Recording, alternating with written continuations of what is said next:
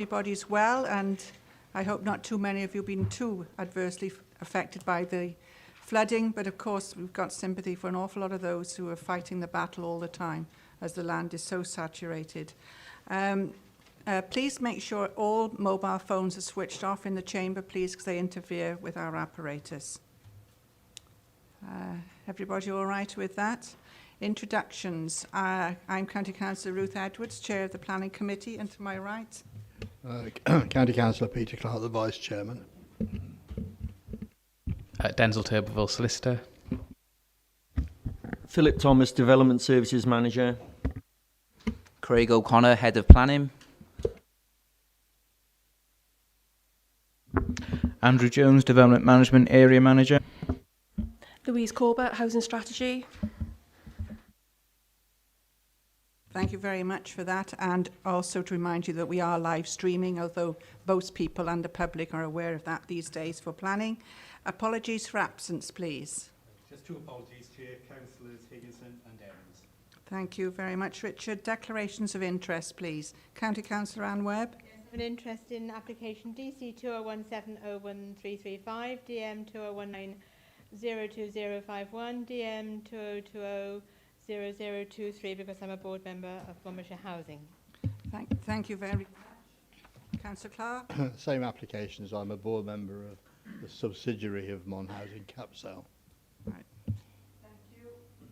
We'll now go on to the accuracy of the minutes of the previous meeting.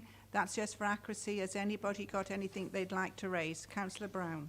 On page 17 at the end, it says, was it in the discussion, and it says also that a condition be added to outline that the site is for commercial use only. It should be that the site is for residential use only. Whereabouts on the page are you? It's at the bottom of the page, page 17. I wasn't, as you know, aware at the meeting last, so could anybody highlight? You want everybody else in agreement with the minutes then? Thank you. So all the rest is as read, and I will sign them at the end of the meeting. Thank you. We now go on to the planning applications. Item 4 on the agenda. Who's the first? Andrew? Thank you. Yes, thank you, Chair. This is a full application for the demolition of an existing bungalow and for the erection of 2 detached 2-storey dwellings. The site is located along Wainfield Lane in the village of Gwahelog, and the application is presented to members today as there have been objections from 5 or more separate households. So just to quickly run through the site photographs, the benefit of any members not in attendance yesterday. So this is the view of the existing bungalow that is to be demolished. It's the garage that is associated with that dwelling also to be demolished. This is the garden area of the site. Sorry? Sorry?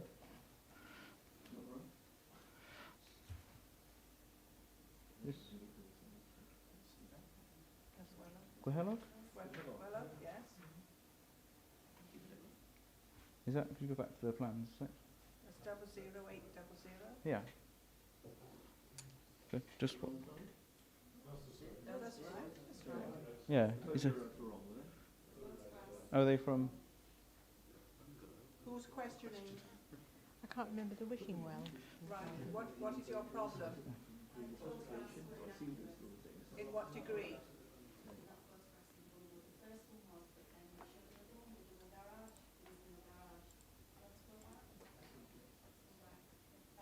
No, that's not part of it. Right. Okay. That's the neighbouring property, is it? No? That's it. Okay. Right, thank you.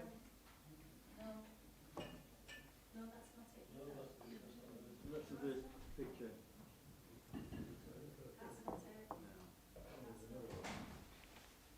Okay, different site then.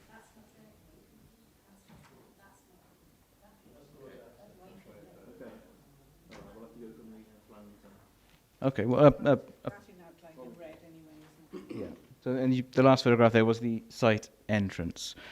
So as stated, the site is located towards the top of Wainfield Lane.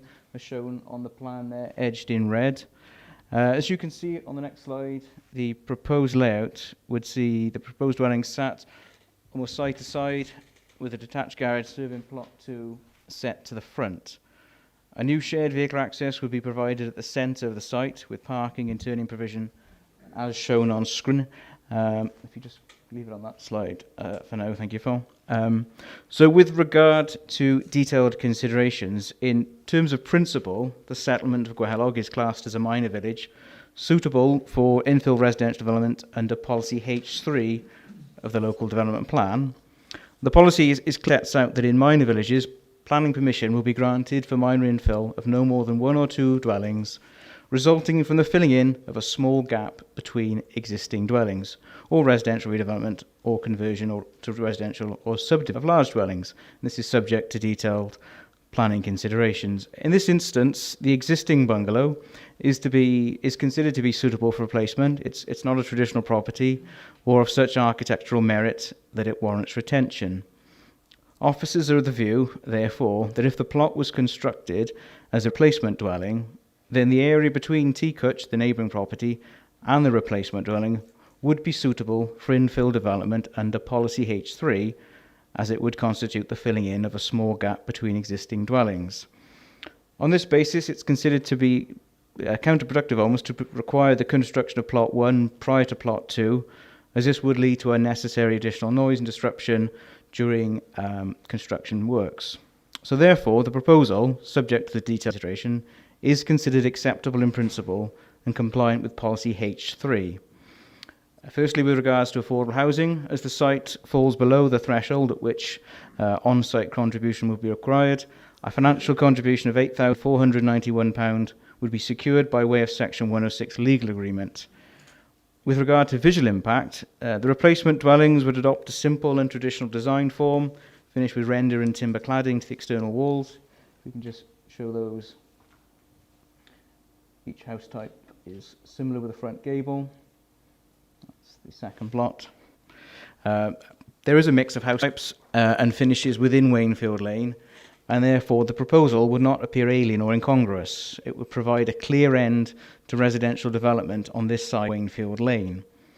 Whilst the plot shape differs slightly from others along Wainfield Lane, given its almost dog-leg form, officers are satisfied that the 2 dwellings would be able to sit comfortably within the plot with sufficient garden room to both.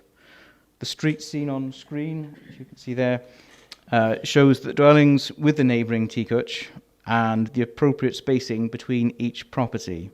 The Council's Landscape and Urban Design Officer has welcomed the increase in garden to the frontage that would provide an opportunity for a suitable landscaping scheme, and this would be secured through planning condition.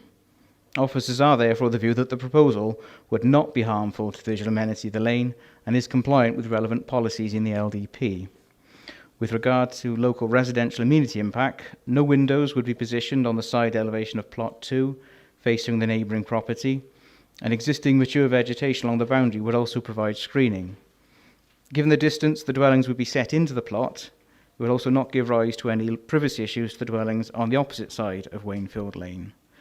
With regard to highway safety, as noted earlier, the existing vehicle access would be relocated to the centre of the site and shared by both properties, and this moving it further from the existing access of the neighbouring property, and therefore considered an improvement.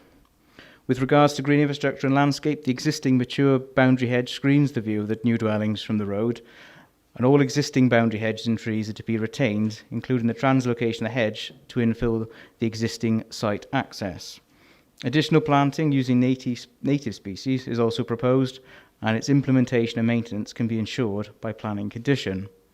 In terms of biodiversity, a European Protected Species Licence and EPS would be required from Natural Resources Wales prior to any demolition works of the existing bungalow, and a scheme of mitigation is proposed that would need to be added actually as a condition to the officer's report so that the site can be continued to provide roost opportunities for protected species.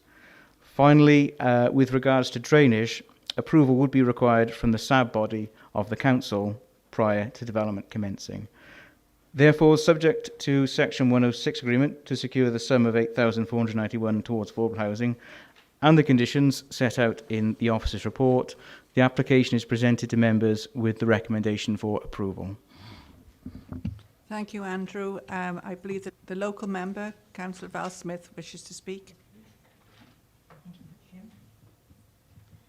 You have 6 minutes, Councillor Smith, and then 2 minutes later on if you wish to sum up. Okay, thank you very much. Good afternoon. Good afternoon, members. It's been a learning curve, this site, because if you looking at the photographs, you could recognise the existing house. Originally, it was all one plot, but still. I've learned some things that I didn't realise over the years. I've become aware of the fact that you could actually open up and access anywhere along Wainfield Lane. If it's not associated with a planning application, you can just knock a hole through and make an access. And this was actually done on this site before planning application was made. I'd like to refer members to application 2006-003. It's there in your notes. It was approved on the 5th of March 2007.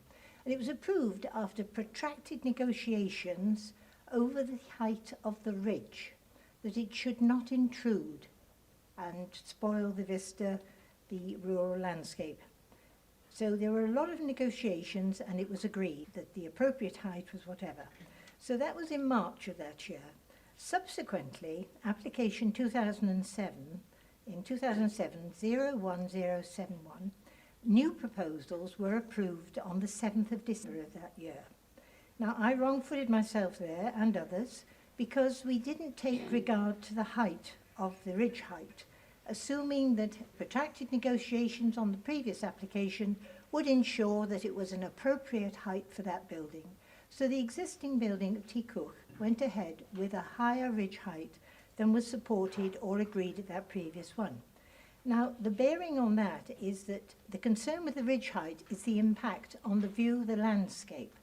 And within this report, there is no reference to an appeal that was refused many years ago. Okay, but those opinions remain, those decisions remain.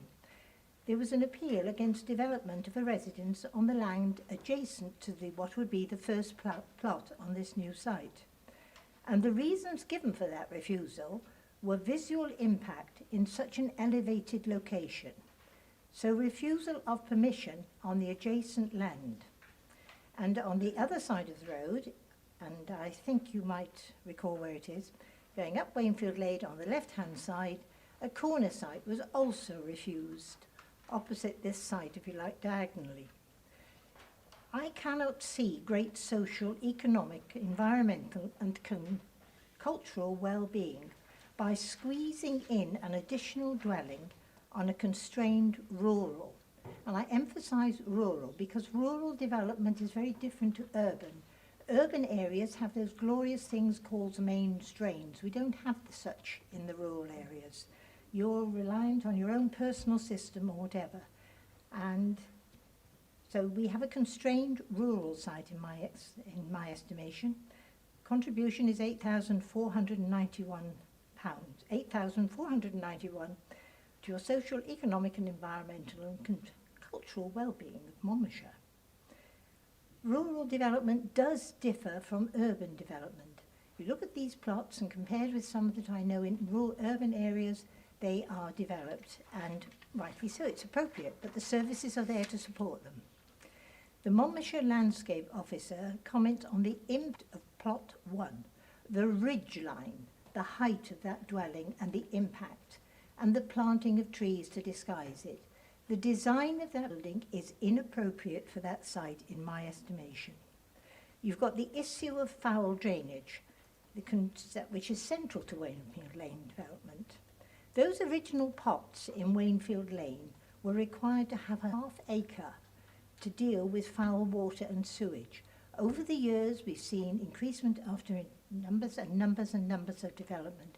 There is an issue there, in my estimation, and in the estimation of many of the residents, we have a concern over that treatment of sewage and foul water. With a real strain on the environment with this continual subdivision of plots. Got no issue whatsoever with a single replacement dwelling of an appropriate design. with an appropriate ridge height that doesn't intrude onto the landscape. A development that does not impact on the environment, the landscape. I have concern with support for subdivision of the plot from officers and advice. I found this really quite interesting, that the construction of your first plot, which is your northerly one, the one that leaves a gap between Teacock and the first proposal, that then creates a situation for an infill dwelling. I find it a very strange logic. Divide your plot this way, don't do them one at a time, do them one at a time, and then you'll have an infill plot. But, okay, we're going to agree that eventually, it seems. I hope not, because I'm worried about the impact and the design of those premises, the height and the impact on the landscape. Do them both together, because it will less inconvenience the neighbours, and I don't think that is appropriate. So, not to disturb the neighbours, do both together.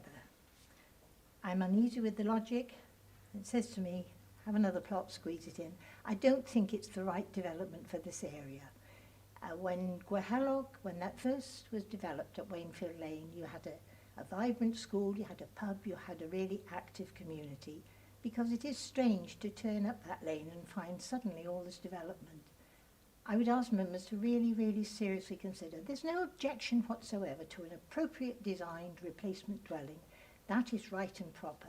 There isn't the issue then that I see with disposal of foul drainage on such a small site. So I don't envy you your decision, members. And I'd like to ask officers, please, with a new build now, I presume we're requiring sprinkler systems are installed as well, because I think that's a really good forward move. So thank you for your time, members, and best considerations. Thank you, Chair. Thank you, Councillor Smith. That was to the minute. Very well done. But you also have 2 minutes to sum up after, if you wish to do so. We now have an objector that wishes to speak, please. Could you please state your name to the committee, and you also have 4 minutes. Thank you.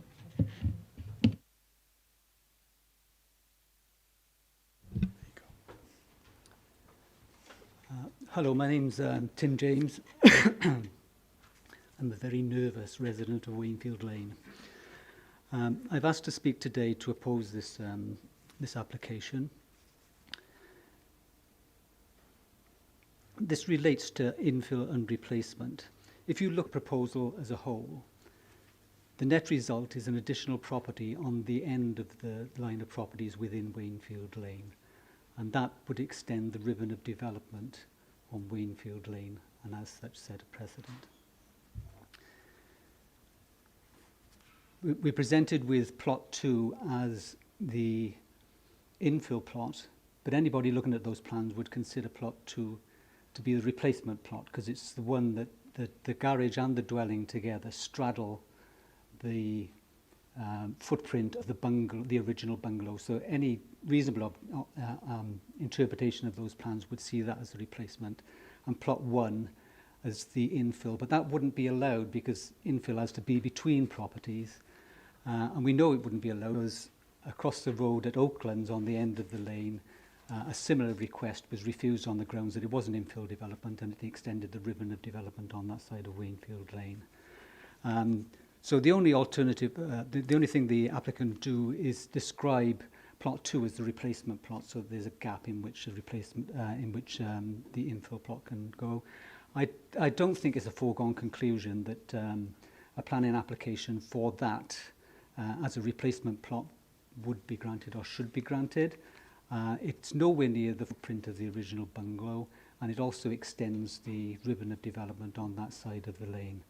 I don't think I've had an opportunity to make comment on plot 1 as a replacement plot, and I would welcome that opportunity. So I would ask that you actually refuse this application and force the applicant to make an application for a single dwelling and to go along that route and then make an application for an infill. That would give me an opportunity and the rest of my residents an opportunity to make representations on that as a replacement plot. Secondly, there's, I think this will set two precedents. One is pulling down a property and replacing with two properties.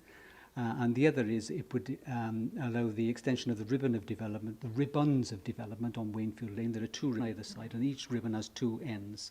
So we've got 4 end ribbons, which we'd have to consider in the future. And each of those could surely be developed in the same way if this is allowed.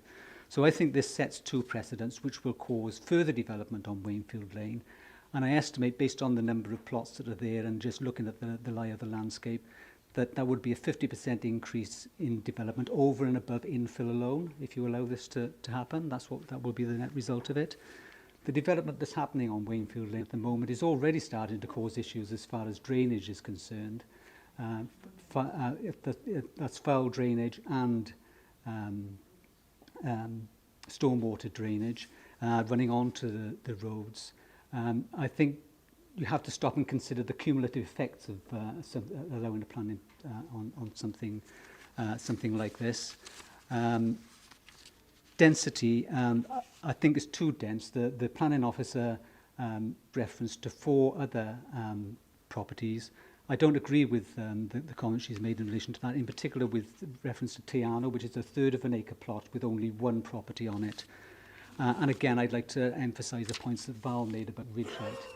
There's 3 floors in each of these properties, and I don't think it's possible to have a ridge height that's consistent with the rest of the properties on Wainfield Lane. So instead, I would like you to reject this application on the basis that it extends the ribbons of development, it sets precedents for further development, and it means that the ridge height of the properties would be higher than anything else on Wainfield Lane. So please reject this proposal so that we can at least have the opportunity to object to any further proposals that might be made. Thank you very much for giving me the opportunity to speak. Thank you very much indeed. We now have the applicant's agent who wishes to speak.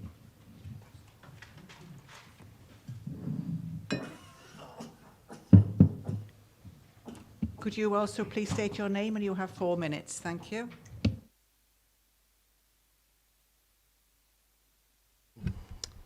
My name is Glenn Buckle of Buckle Chamberlain Partnership, and we are responsible for submission of the application for the 2 dwellings at Homestead. The scheme has been amended following consultation with the local authority to ensure it complies fully with policy H3 relating to infill dwellings in minor villages. By amending the proposal, a larger frontage for both properties has been achieved. An amended landscape proposal, including additional tree planting and hedge planting, should be welcomed. The amended proposal does not extend beyond the existing bungalow footprint. There have been no highway objections to the proposal, and the scheme easily accommodates any parking requirements laid down by the authority. The visual impact of the adjacent property to Hutch has been minimalised by the existing garage, which was originally attached to my client's land, Homestead. The garage has been purchased by the adjoining owners of Teakutch and is wholly within their ownership and can remain as a permanent sort of screening. There have been numerous infill developments along Wainfield Lane, which all comply with LDP policy, and it is a fact that most of the objections are from residents living in these infill properties, all of which had similar planning concerns at the time. The area of the site is 1/3 of an acre and can easily accommodate 2 dwellings, which ensures that the proposal makes the best use of development land, again encouraged by the Welsh Assembly. The area of land for each plot is similar to other approved infill developments along Wakefield Lane. In the redesign of the site, the properties are well set back within the site, and coupled with a sustainable landscape proposal will reduce the visual impact. The ridge heights adjacent to Teakutch are the same, and therefore will have limited impact. The large gardens to the front and rear will provide areas for sustainable urban drainage, which again has been a concern. Highway safety will not be adversely affected, as there is only a net increase of 1 dwelling. There is sufficient space to provide a turning area on site so that vehicles can enter and exit the site in the forward direction. There is ample parking for at least 3 vehicles per plot. There has been concern about overlooking issues, in particular with the adjoining property Teakutch. to the south-east boundary. The proposed double garage adjacent to the neighbour's property, again, will provide an excellent screening to T Cutch. My clients proposed a soft landscape in front of the 1,800mm high block wall which has been constructed by the adjoining owner, which will screen the negative visual impact. In addition, it is proposed to plant a native species hedgerow to maintain the integrity of the Wainfield Lane frontage, and the proposals will not affect the village character, which extends beyond Wainfield Lane to the village of Gohello. The proposed dwellings are finished externally with natural materials, including a natural slate roof and larch or a cedar boarded finish. The design and appearance of both dwellings is appropriate to the area, reflecting the mixed and varied styles which have been constructed in recent years. I would ask the committee to consider the application and approve. Thank you, Chair. Thank you very much indeed.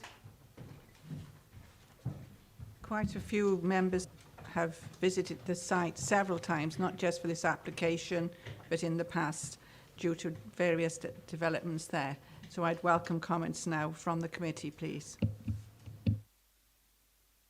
Councillor Murphy first, please.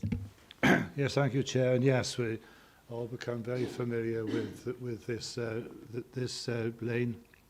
I think the point has been made that there's a lot of houses, a vast array of different sizes and styles. Can I just go back to the slide on there? So that's the one. It actually demonstrates that on the left-hand side, the ribbon of development, as it's been termed, actually goes right up to the lane. So the left-hand side is actually completed. And correct me if I'm wrong, officers, but the current site under consideration is actually the end of the development boundary, that side of the lane, isn't it? I don't think the boundary extends beyond that in the LDP.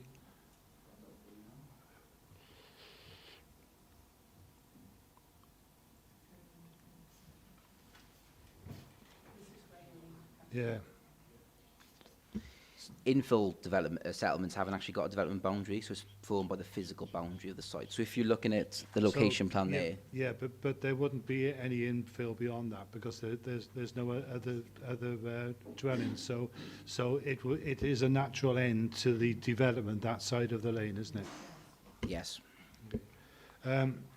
Well, I've taken on board everything that has been said about this, and I can see people's points of view, but I really can't find any grounds strong enough to consider rejecting this. So I shall be voting for approval.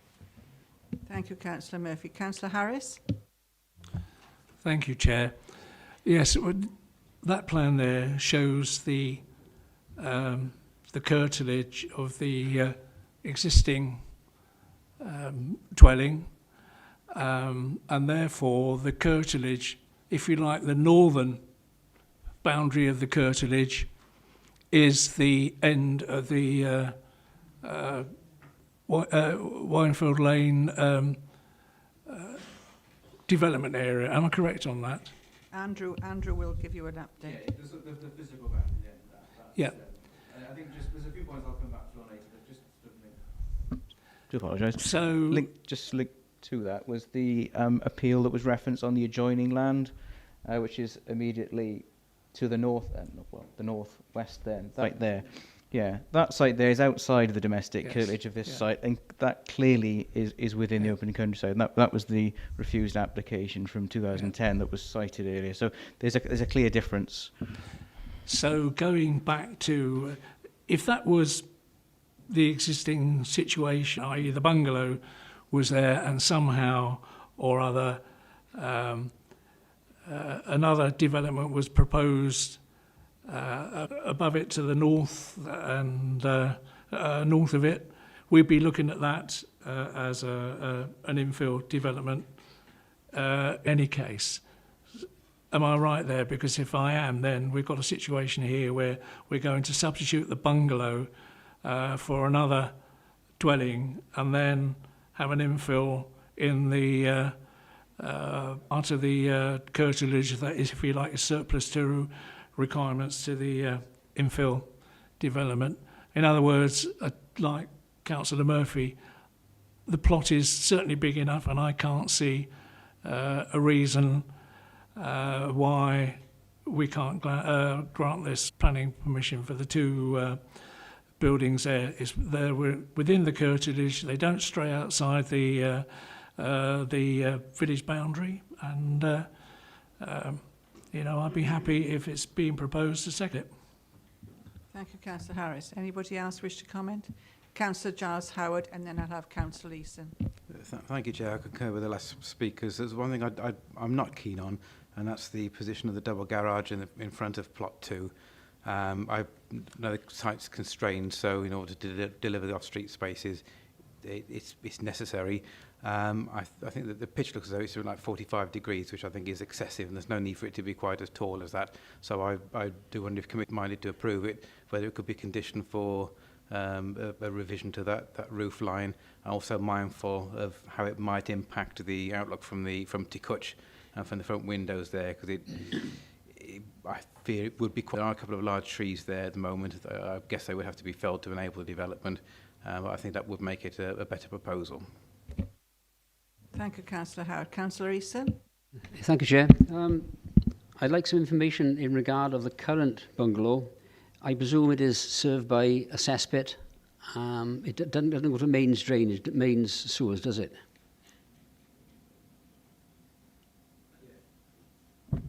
So just to confirm, I'll pick up on this after one of the points that was raised by the ward member, was that the proposals would be served by a packaged treatment plant.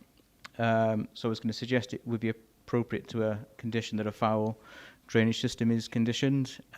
Surface water would be covered through the SAB approving body, but in terms of your query, in terms of the method of foul drainage, it would be a packaged treatment plant. So if members were minded to approve, would suggest that as a sensible additional condition, notwithstanding it going through the building regulations process. So would this be 2 packaged drainage plants or one? Would it be a joint one, or would they have a separate one for plot 1 and plot 2? And where is the present sewage disposal made? From the bungalow, yeah. And further than that, if it is in the area of these 2 plots, will there be need to sterilise that area to make sure that the 2 properties would comply also with the need of the National Resources of Wales? In other words, what's going to change? I haven't got the detailed hand of the existing arrangement for the existing bungalow. It would be 2 separate treatment plants, which, as I said, we could agree through planning condition, would need to meet building regulations approval under their own relevant legislation and decision-making process. So I don't have the details, I'm afraid, Councillor, of the existing setup and the layout of that, but I think between those mechanisms there's sufficient pieces in place then to control any impact. I would think that, I may be wrong, but the present cesspit system, it would be somewhere below plots 1 and plots 2, which would then mean that land would have to be sterilised or cleaned before it could be used for property. In other words, is there a problem in that sort of building in those areas if I'm correct in saying there's a cesspit there at the moment?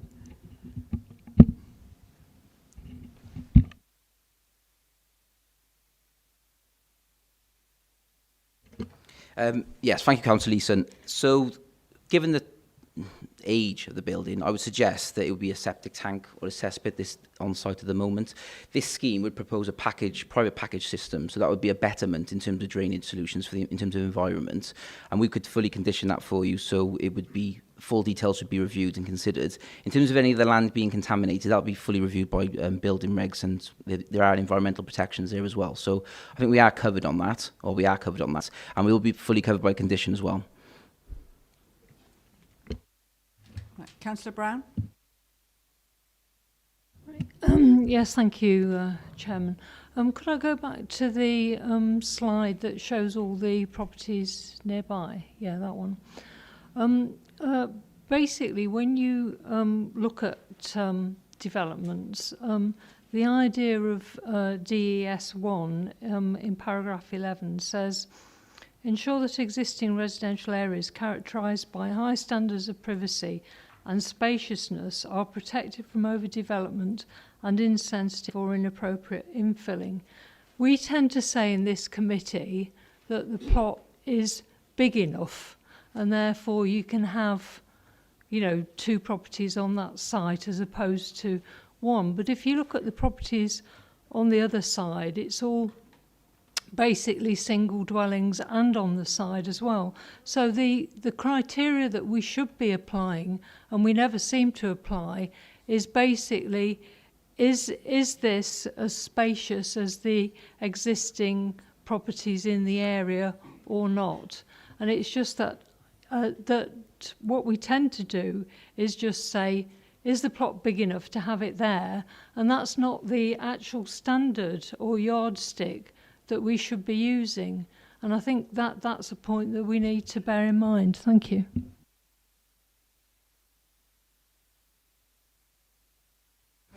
Just to clarify that point for you, Councillor Brown, policy H3 actually expresses, in minor villages, planning permission will be granted for minor infill of no more than 1 or 2 dwellings, resulting from the filling in of a small gap between existing dwellings, or residential redevelopment. So you could consider this to be a residential redevelopment of the site. So allowing an efficient use within the residential curtilage and a natural boundary to the settlement. And that's how officers have considered this planning proposal, as to whether it has a detrimental impact on the village character, appearance, and whether these dwellings have an adverse impact on the visual amenity of the area. Quickly, please. But basically what I was talking about wasn't that policy. I was talking about the overdevelopment policy, which is DES1 and paragraph L. You know, I mean, it's just really a question of we should be using that as a sort of a yardstick, and I'm concerned that we keep saying in this committee that there's plenty of room in that site, then it's big enough. Well, that is irrelevant to what the actual policy says in relation to design and development. And I think, you know, the idea of the design and development policy is based on the idea that you actually develop so that the area, you know, in other words, if you've got an area that's generally 1 house per plot, then that's the sort of, that is the standard of spaciousness in the area. And I just don't think we're applying the right policy here on that, in that regard. Thank you. Thank you, Councillor Brown. I think it does help with this that you've got open countryside immediately around this curtilage, but that's just my opinion. Councillor Powell, and then I'll have Councillor Feakin. Thank you, Chairman. If you can go back to that picture you just had on there. Yeah. I don't know whether I'm imagining it, but when we were there yesterday, I had the impression that on this side there's been some extra properties built. Have you got? Yeah. And that there are extra properties. No, I'm sure there's extra properties in those places opposite the red one. If that's the case, then there has been infill there in that road already. Am I right? Yeah. Yeah. Yeah. And I think another one.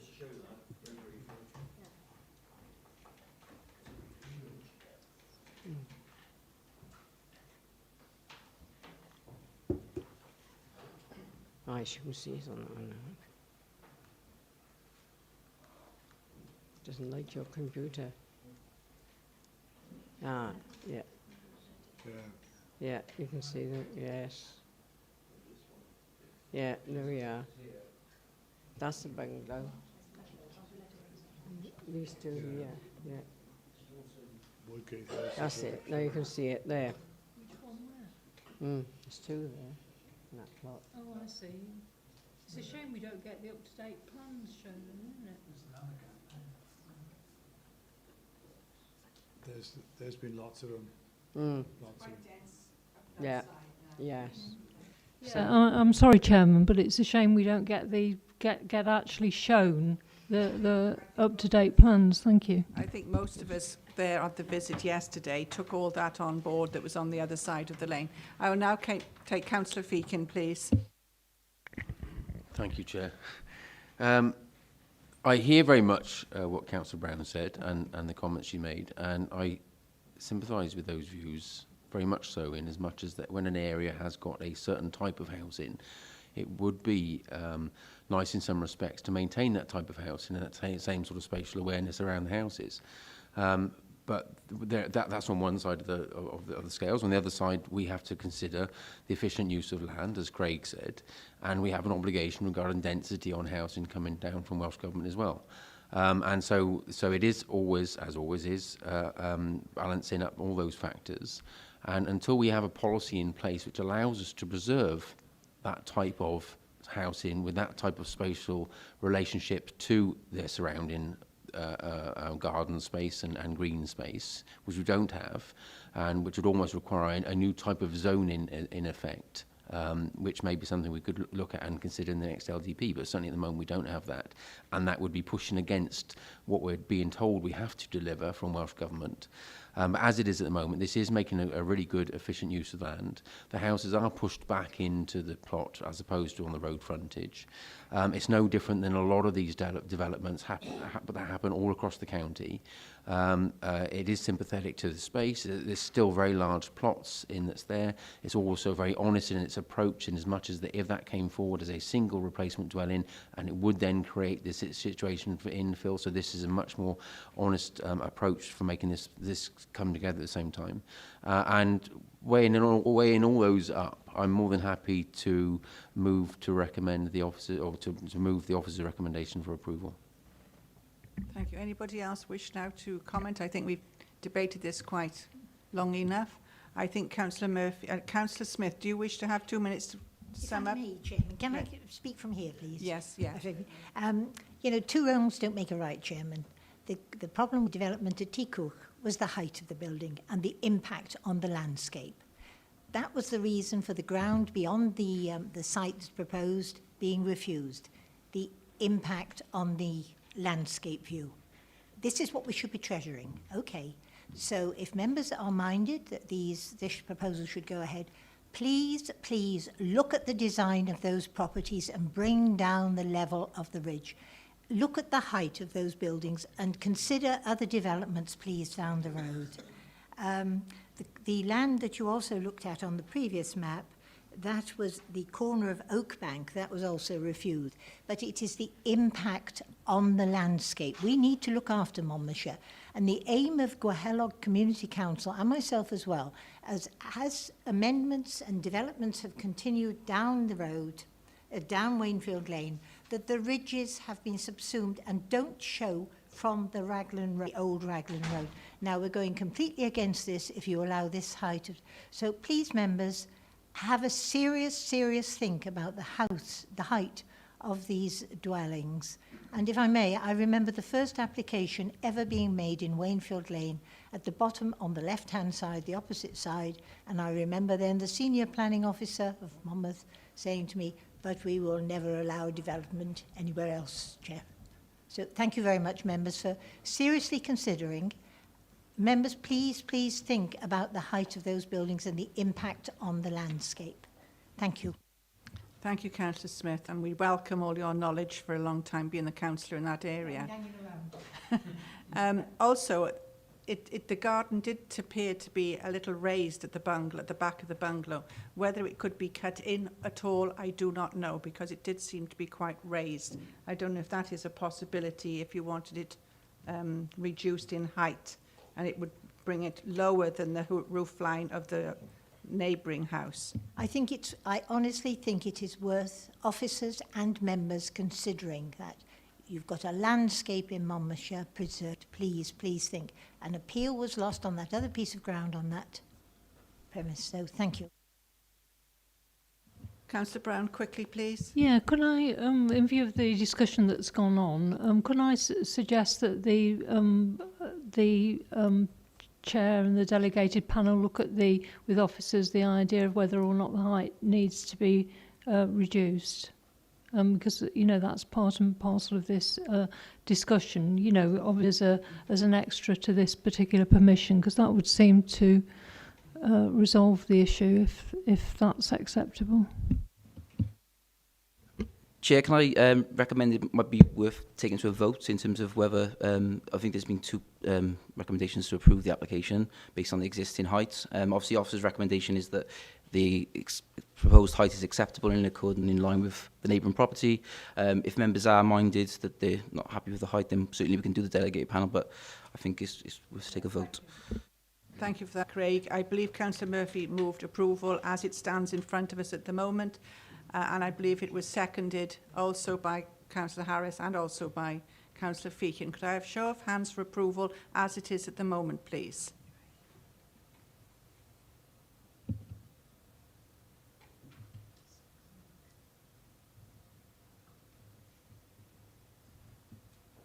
Right. Okay, Denzel. 8. Those against the application? Sorry. Could you please raise your hands more clearly, please, for Denzel to... 4.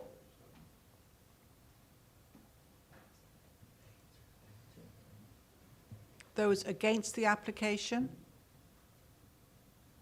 Abstentions, please.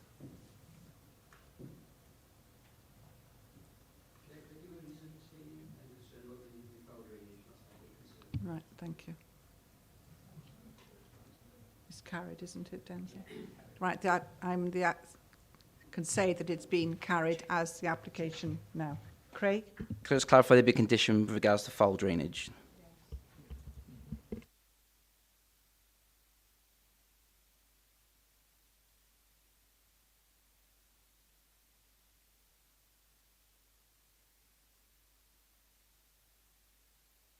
Take those that are speaking at any application. The next one is on page 115 to 130. We have members that will leave the room due to their declarations of interests. And this is application 02051. Thank you, Chair. Thank you, Craig. Yes, I'll just wait for people to leave the chamber.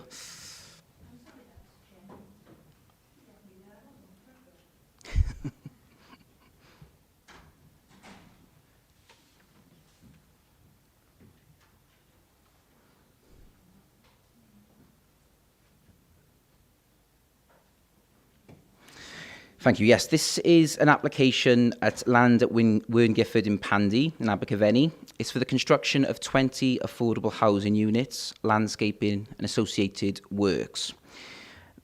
The application consists of 20 dwellings, as I said. It's for 10 two-person, 1-bedroom houses, 5 5-person, 3-bedroom houses, 4 1-person, 1-bedroom flats, and 1 3-person, 2-bedroom bungalow. The application site, this is the photographs for the site. The members were on site yesterday, looking down Wern-Gifford into the site. This is the access. And this is where the road will go alongside. The right is the primary school. This is a red outline of the application site. As you can see, access will be gained directly off Wern-Gifford, and we'll go straight into the agricultural field. This is a proposed layout showing the traffic calming measure, which would be imposed at the access point, and the lane going into the site for 20 dwellings, and the landscaping and the community orchard at the top. The blue outline is the floodplain, so that lane zone C2, which I will come on to in a moment. If you'd like to go for the site, this is the proposed layout. As you can see, the locations of the dwellings have been sensitively designed with landscaping all around the site to ensure that it's well screened and incorporated into the settlement. These are the proposed elevations. They're quite traditional in form, consisting of rendered and stone finished walls, marley roof tiles, and UPVC windows and doors.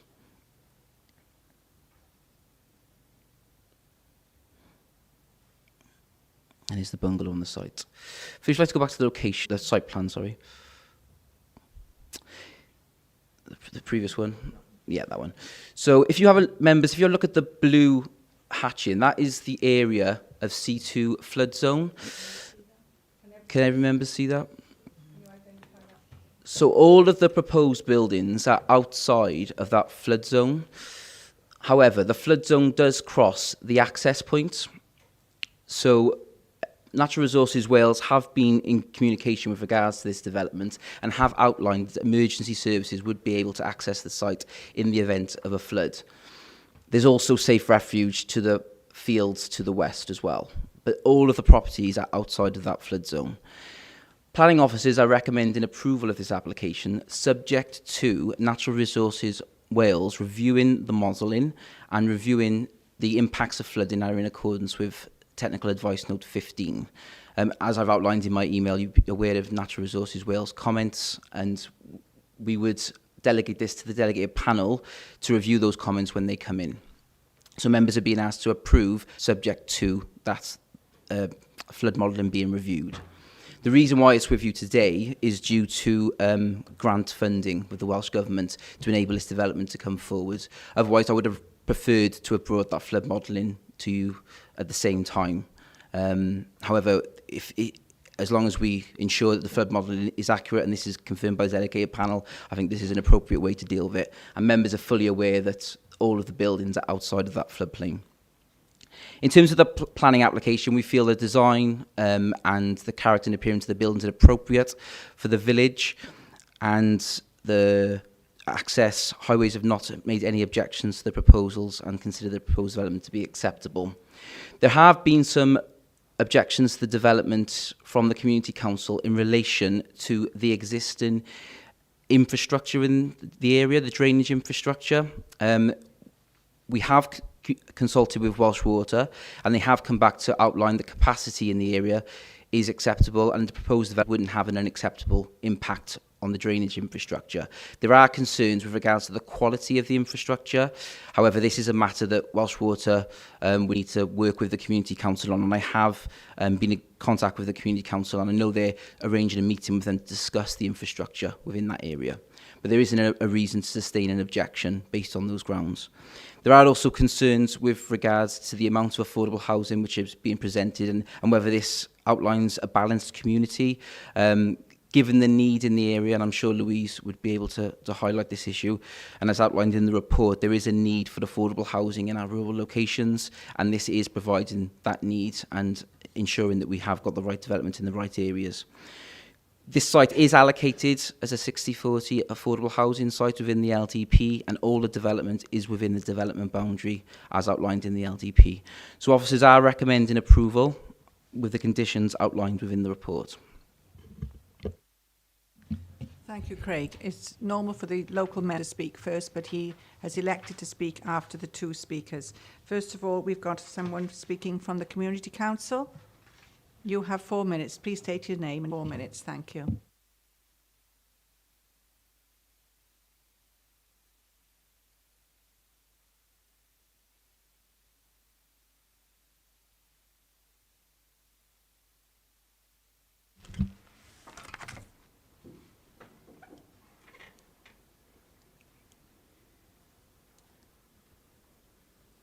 Good afternoon. I would like to start by introducing myself. My name is Anne Bentley.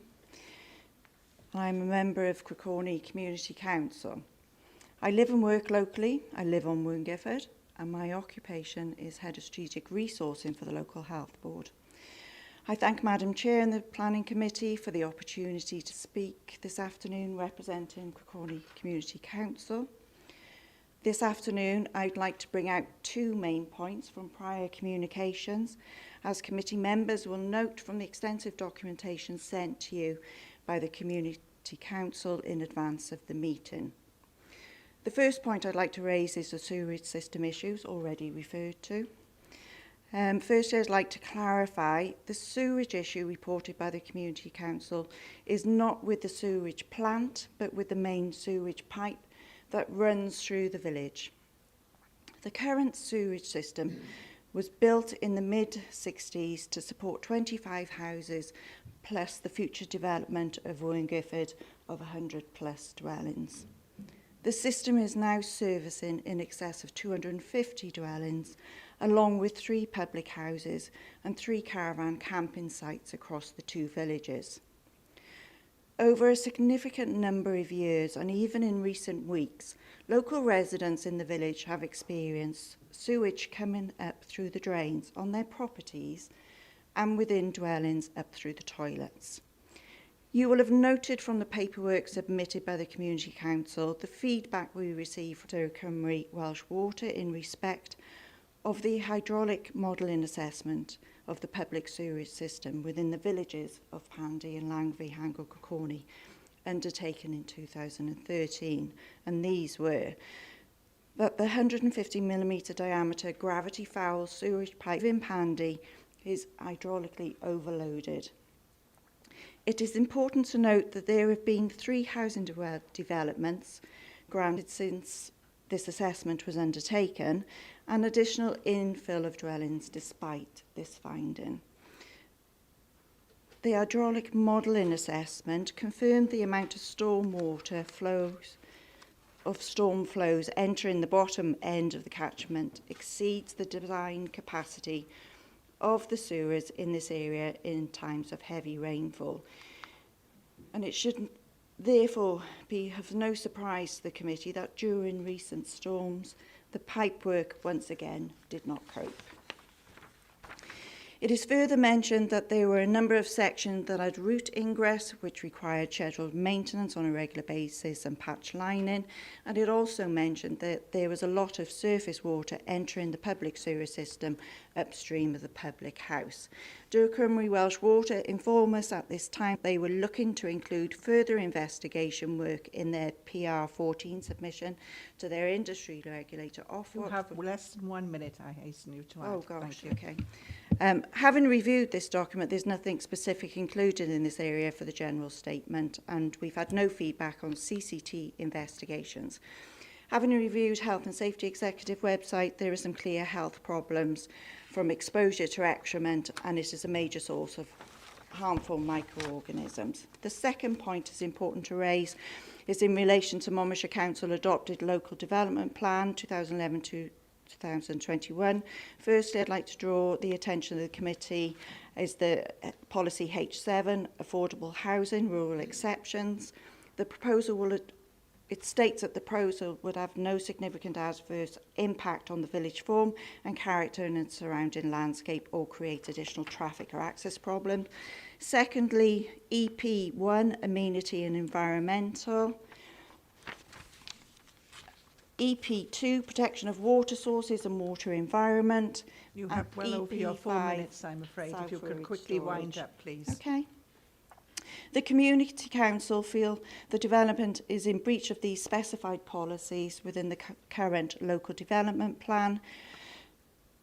That concludes the points we'd like to raise through the Community Council and that we wish to highlight this afternoon. I hope the committee take into consideration the points raised, and I thank you for your time this afternoon. Thank you very much indeed. We now have an objector now who wishes to speak, please. Please state your name, and you also have 4 minutes.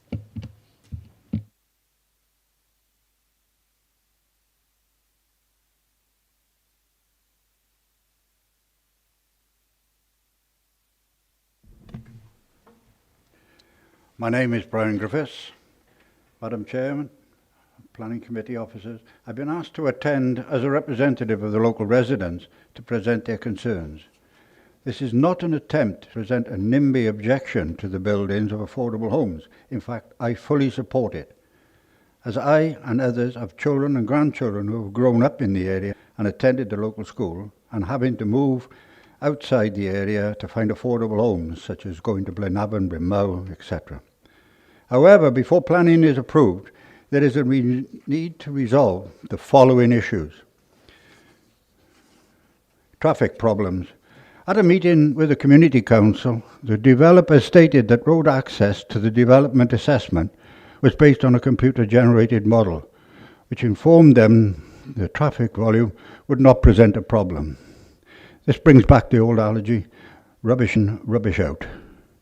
I would ask, what did the model include? Were both the playgroup and school traffic accounted for? Did it take consideration of the large farm vehicles, tractors with long trailers, stock lorries that travel through the Werngifford multiple times each day to the farm? During periods of high activity, i.e. dropping off infants, junior pupils and playgroup children later in the morning, and again collecting them in the afternoon. The morning drop is to a greater extent not manageable, as the drop-off is staggered. The pickup in the afternoon causes significant problems, with all the children needed to be picked up at the same time. The main access route is frequently blocked at this time due to the traffic. School buses, cars parking on both sides of the road, leaving large tractors and stock lorries unable to get through, and even school delivery lorries adding to the problem. The issue has been reported to the Community Council by local residents, and this was addressed with the school and community police. And even though clear parking guidance was communicated to parents, this issue had continued over many years. Local residents believe this could easily be avoided by moving the development to the top end of the plan and providing entry and exit onto the adjacent Grosmont Road. This route also provides access to the A465 trunk road and has the same traffic management system as the Werngifford estate. The landowner is the same for both locations. Local residents would like the committee to note the County Council last year invited landowners to submit candidate sites that could be considered for inclusion for development in the Monmouthshire Replacement Local Development Plan. The landowner who owns the land adjacent to the Grosmont Road has submitted a piece of the next LDP, which is located adjacent to the current proposed development on land adjacent to Werngifford. Residents appreciate this proposed candidate site is not yet approved. However, given the building line has already been breached, it is highly likely to be approved. The site would be significantly larger than the current proposed development. We therefore ask the committee to fully consider the impact on the current residents of Werngifford and future-proof this development with an alternative access point off the Grosmont Road. Now, I make no apologies for raising this issue the same as Mrs. Bentley did, but the sewage problems, briefly. I briefly want to touch that the sewage problems encountered by local residents over many years. In periods of heavy rainfall... You have reached your... so please wind up. Okay. The foul drains manhole covers are situated on a driveway and is spilling full raw sewage, which I don't believe can be allowed to continue. Thank you, Madam Chairman, and the officers for giving me this opportunity to speak. Thank you very much indeed. And now we have the local member who wishes to speak. Thank you.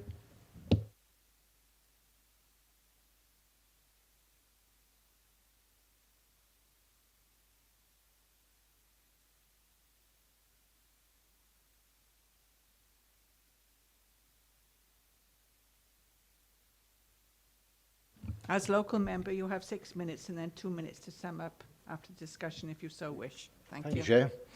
Madam Chairman, members of the Planning Committee, it may surprise you that I'm not here to give you various reasons why this application should be refused. It's only accepted that it will be approved eventually, but as we've already heard this afternoon, there are certainly some significant concerns. It is imperative that there is an infrastructure to support any proposed development, and that would definitely apply in this case, with 20 dwellings proposed to become homes for 20 families. Questions are asked. Will the school accommodate the increased number of children? This issue will need to be addressed. Will the access route, which passes the school, allow safe, and I stress safe access and exit to new residents and to those who currently reside at Werngifford? We must also bear in mind that traffic goes through Werngifford to reach the farm where people work. Will the main carrier pipe cope with the waste produced? I wish to concentrate on this issue in particular. Let me stress that the system is of a good standard, except for the pipe that carries the sewage from Llanfihangel Criconi to the far end of Pandy, a distance approaching about 1 mile in length. The pipe, as we've heard, is 150 millimetres in diameter, or 6 inches to many of us. This setup was built in the mid-1960s when there was about 25 to 30 dwellings, plus the school in Pandy. It currently serves about 250 dwellings. You will note that this is approximately 10 times the load originally catered for. There's been no further development or improvement of the pipework, but a significant increase to what needs to be carried in it. Now, this is not local rumour or anecdotal evidence. In 2013, Dŵr Cymru, Welsh Water, admitted that, and I quote, "The findings of our hydraulic modelling assessment indicate that our 150 millimetre diameter gravity foul sewer serving Pandy is hydraulically overloaded at present. This clearly states that the system is not fit for purpose. Let me remind you that the same pipe is still in place." In a more recent communication, Welsh Water themselves have placed conditions on this development, in that no development shall commence until a drainage scheme for the site has been submitted and approved in writing by the local planning authority. It seems that the scheme should not allow disposal of foul water into the sewerage system. Reason for this? To prevent hydraulic overloading of the public sewage system, to protect the health and safety of residents, and to ensure no pollution. No problem with that part. So it would seem that the system, or the pipe in particular, can cope if the amount of water entering it is reduced. Let's be clear, the problem does not lie with the wastewater treatment plant, it lies with the main carrier pipe. Ask yourself the question, why doesn't Dŵr Cymru Welsh Water object? Is it because of self-interest that if they admit to a shortcoming in the system, or the pipe in particular, it should be upgraded at significant cost? We have heard that homes are already subjected to sewage appearing where it should not, and where its presence is repulsive. And use any other words that spring to mind to describe such offensive occurrence. Without improvement of the pipework, the significant increase in waste to be disposed will subject current residents and those who will move into the new development to increased chances of sewage reappearing in their bathrooms and toilets. Indeed, this could become a daily occurrence. Ladies and gentlemen of the Planning Committee, there is a most helpful decision that you can make today. You can help current and future residents of Werngifford, Pandy and Llanfihangel Criconi by delaying this decision until Dŵr Cymru, Welsh Water, undertake a replacement of the 150mm pipe to a larger size to be fit for the purpose of safely carrying away sewage from current homes, those that are being proposed in this development, and of course, any further development in the future. Can you really deprive these residents of the basic need which I'm asking for in Pandy, Monmouthshire? Not a third world country. And I'm asking for it in the 21st century, not in the Victorian era or any other era. I see this as a largely common sense solution to an ugly problem.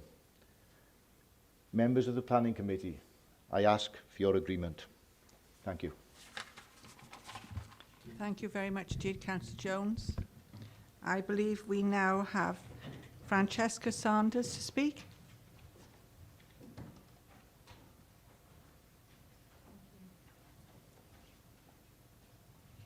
You will have 4 minutes and the councillor will have another 2 minutes to sum up if he so wishes. Thank you. Thank you, Chair, members of the committee. I am Francesca Sanders from LRM Planning, and I am representing the applicant P&P Builders in respect of this application for the construction of 20 affordable homes, landscaping and associated works. In the first instance, you will note that the officer recommendation in respect of this application is for approval. In addition, there are no outstanding objections from the Council's internal consultees regarding this application. The site is allocated for residential development and will deliver much-needed affordable homes to meet the needs of the community. Notwithstanding this, a number of concerns have been raised by local residents relating primarily to flood risk and drainage, highways capacity and the capacity of the local primary school. I will respond to each of these concerns in turn. In relation to flood risk and drainage, the flood consequences assessment accompanying this application confirms that the majority of the site, including all of the proposed dwellings, are located outside of the floodplain, with only a small section of the access road being located within it. Through the analysis undertaken as part of the report, the proposed development is assessed to be at low risk from all sources of flooding, including rivers, groundwater, surface water, reservoirs, sewers and overland flow. Furthermore, a safe access and egress can be achieved for emergency services. During recent flooding events in South Wales, the site experienced no flooding whatsoever. The MCC lead local flood authority also has no objection to this application. On this basis, it is considered that flood risk does not pose a constraint to the proposed development and planning permission should not be withheld on this basis.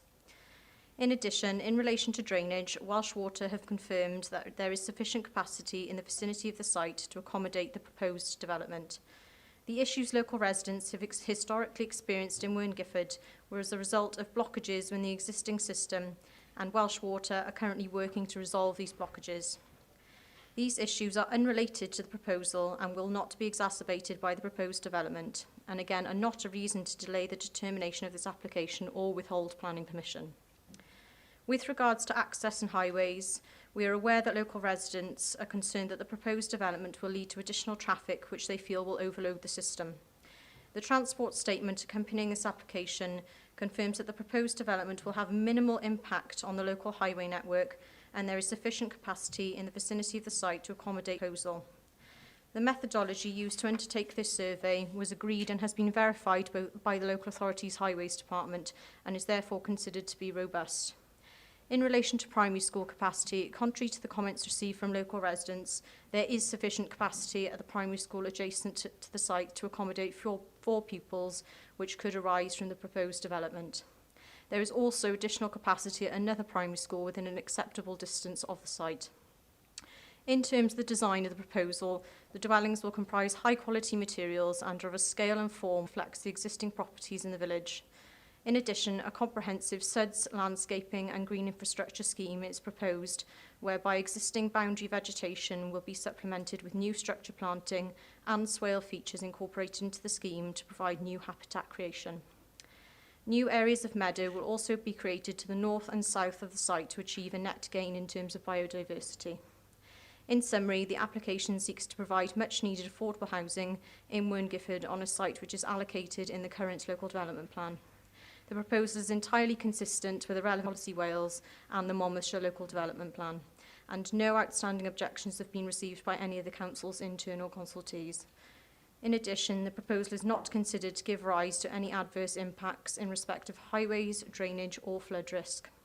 Members are therefore respectfully requested to follow your officer's recommendation for approval of this proposal. Thank you.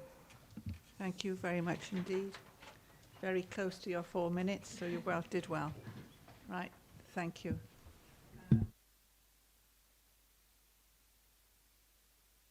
Councillor Feakin first and Councillor Howard, thank you.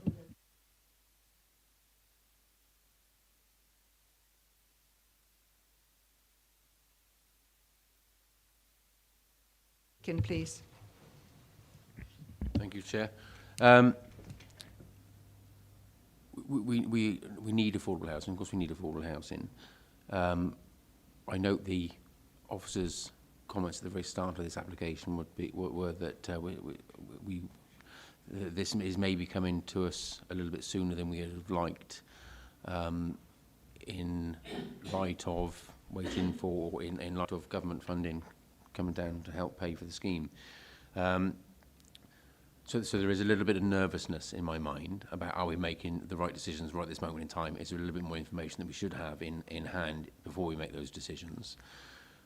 But I am given some level of comfort in the applicants, the agents' comments, in so much as that the details have been submitted already. They've already gone through the review process of our own officers, and our own officers have come to the conclusion that it is fit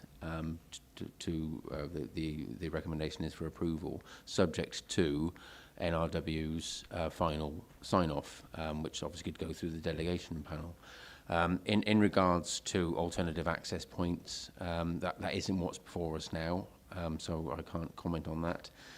In regards to the comments on sewage, that is something which we should never be having to put or subject any residents to under any circumstances, and especially within light of all the flooding that we've just recently witnessed in the county. But again, I'm given a level of comfort by the comments from the applicant, by the fact that our own officers have suggested that we go forward with this scheme, and that the previous experiences with sewage were to do with a different matter which has now been resolved. Nevertheless, Welsh Water have already confirmed that that they themselves are happy, they being the statutory undertaker in such matters, and if they're happy, then we have to be guided by what they're telling us. NRW, in late correspondence, have confirmed again that subject to further assessments, they would support the scheme. And in light of that, I hear very much what the local residents are saying, but I think largely those considerations have been given enough consideration, and I'd be happy to support the scheme to go forward, subject to the conditions. Thank you, Councillor Fakin. Councillor Boyne-Powell, then Councillor Howard. Thank you, Chairman. I think we really have to listen to the local councillor in this case. It's a wonderful scheme, and we're being told that NRW have fixed it or are going to fix it, but it's obvious from everybody that's spoken to us that it has not been fixed. We can't afford to give planning permission to this and then in a few months' time have an epidemic of sort of stomach problems throughout the area because there is sewage coming up in the house. It's the last thing anybody would possibly want, and I don't think that we can give this planning permission unless we make sure that that sewage business is completely looked at and remedied perfectly safe before we can build any houses there. Thank you. Thank you, Councillor Powell. Councillor Howard, next, please. Yeah, thank you, Chair. I have similar concerns, and the more I hear about the scheme or the concerns around it rather than the principle, the less I like. I mean, there are a couple of things I thought about in the site visit yesterday. The first was the sustainable location issue, is it or isn't it? And I'm trying to balance the weight of it being a strategic site against more recent policy being a material consideration, and the fact that it probably wouldn't sit very well with PPW 10, national placemaking outcomes, particularly in terms of access to services, so on and so forth. The issue of the funding, I'm afraid I don't give that very much weight, and I think that there's propensity with this for a call-in, and I'll explain why in a minute. Plus, I would imagine that if consent is granted eventually by delegated panels, I would have thought there probably would be a 106 agreement needed to be signed to ensure the affordable tenure, which would allow a couple of weeks. So, you know, a decision on this isn't going to come forward immediately, even if the committee were to approve it in principle today. But more than anything else, it's the issue of the C2 flood zone, and I hear what the agent says about the absence of flooding, although the feedback I picked up yesterday on site was that there was water on there. Whether there was or there wasn't, it's still in C2 flood zone, and should the developer want to challenge that, there's a mechanism to do that through NRW. Currently, though, I believe it's against national and local policy. Plot 16 and plot 18, the curtilages of those fall within C2. It's already been mentioned that the entrance to the site does. I've read NRW's correspondence. I don't see any comfort in what they've written. They've asked for extra time to be able to do sufficient modelling to judge the accuracy of the extent of C2 zone as it stands. So I'm not willing to put my hand up for something that I believe to be against national and local policy until it's proved to me that it's other than cases other than that. So I'd move refusal, or I'd second Maureen's recommendation. Thank you, Councillor Howard. Councillor Jess Becker now, please. Thank you, Chair. I mean, the development itself, affordable housing, fantastic. And frankly, it's nice to see affordable housing that looks charming in some way, you know. But that floodplain worries me as well. I think, you know, when, as a question to officers, I mean, when, if we condition to have further modelling done, that modelling is undertaken on recent events, on recent data, or is it on some historical data? I mean, do we know where the numbers are coming from for that? It's based on Natural Resources Wales modelling over 1 to 100 years, 1 to 1,000 years. So it wouldn't be off the events of the last 2 weeks, but it is on national planning policy data. So that's how it's, and it does take into account climate change as well. I find that not as comforting as it could be, to be honest. I mean, I really want to see a development like this, but I don't think I could support it either. If, you know, you look at what we're going through with the pace of our climate change, you know, half the village and the schools in a floodplain, they're going to have plenty of problems. You know, I think, yeah, I would be inclined to agree with refusal. Councillor Becker. Craig, which to add to some of that now. Yeah, thank you, Chair. Yeah, I completely understand the concerns that are being raised with regards to flooding, given recent events. And obviously, there is a balance to be made with this particular application. All of the buildings are outside of that C2 flood zone. There is a little area of garden which touches the flood zone, and the access is covered by the flood zone. But as NRW have said within the documentation, emergency service vehicles would be able to access the site. The buildings would be flood free, and we are recommending approval subject to that modelling being tested and having NRW confirm that the consequences of flooding are acceptable in accordance with TAM 15. I do appreciate that I would prefer to have come here with that confirmation from Natural Resources Wales. However, given the situation we're in, I do feel it's appropriate for members to consider this proposal with all the buildings being outside of that flood zone and considering the access arrangements that are proposed and having that confirmed then with the panel members. I do appreciate some of the other concerns that have been raised I wanted to answer some of those queries. So in relation to the affordable housing, that will be agreed via a unilateral undertaking as outlined in the report. So that affordable housing will be secured via that mechanism. The sustainable location of the site, obviously it's within very close location to a school and obviously on bus route as well. So it is considered that this development is in a sustainable location in accordance with the strategic allocation within the local development plan. I think this is a balanced decision that needs to be made in terms of the need for affordable housing in our rural communities. As we know, there are 2,021 people on the housing register. Colleagues Louise and Monmouthshire Housing Association have been working very hard on bringing this development forward to provide affordable housing.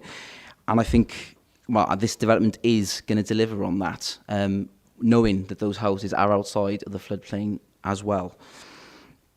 In terms of some of the infrastructure comments that have been made, as I've outlined, Geo Cymru Welsh Water have outlined that the site, that the development capacity of the development can be accommodated within the existing infrastructure.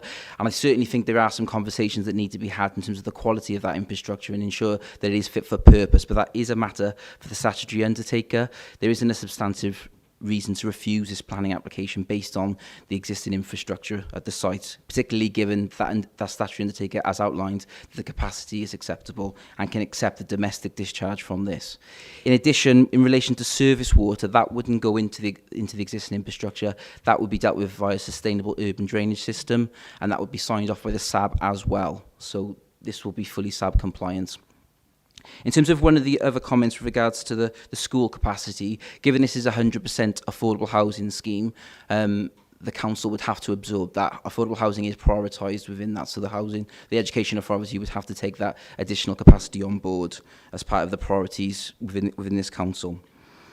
So yeah, I completely appreciate the balance that members have to make with regards to the decision in relation to flooding, but I would outline that the buildings are without that flood zone, and we are going to ensure that NRW review the flood modelling and consider it to be acceptable in accordance with the requirements of TAM 15. Thank you for that detailed explanation there, Craig. I next have Roger Harris, then I have Councillor Sheila Woodhouse, then I have Councillor Louise Brown, and then Councillor David Dovey in order. So, right, Councillor Eason, I'll put you on the end. Councillor Harris first, please. Thank you, Chair. Can I ask Louise how much social housing grant is actually resting on this application right from the start? No figure has been mentioned. I'd like to know that before I carry on. The total amount of social housing grant allocated is 2 million. In this financial year is actually 1.5 million that's due to be paid to Wern Gifford. So quite significant, yeah. Thank you. So basically, if we don't get this passed within the financial year, we lose 1.5 million social housing grant. That's a bit of a pity, to put it ever so mildly. Yeah, there are other schemes that could come forward and take up some of that underspend if there was an underspend, but it's likely that 1.5 million that's allocated to this wouldn't be able to offset fully against something else. So the likelihood is we would have an underspend in our social housing grant programme. But we need to get these programmes before the end of the financial year. Yeah, absolutely. Yeah, so if they don't come before us today, we've lost it. It's as simple as that. Going back to the plan up there, it's glaringly obvious that the only part of that site that's flood free at the moment is the bit that hasn't been built. Even the school will be underwater if that actually came to pass.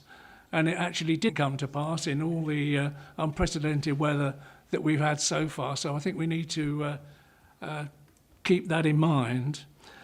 The other thing that I really want to take up is it just saddens me and depresses me as a member of this committee for a very, very long time, that whenever social housing, and let's call it what it really is in this case, social housing, forget the affordable housing bit, when it comes up, we have people standing up and saying, I'm not a NIMBY, I'd like housing for my children and my grandchildren, but I can think of 25 reasons why at the moment you shouldn't build it there. You can build it elsewhere, but not here. And it really just happens time and time again.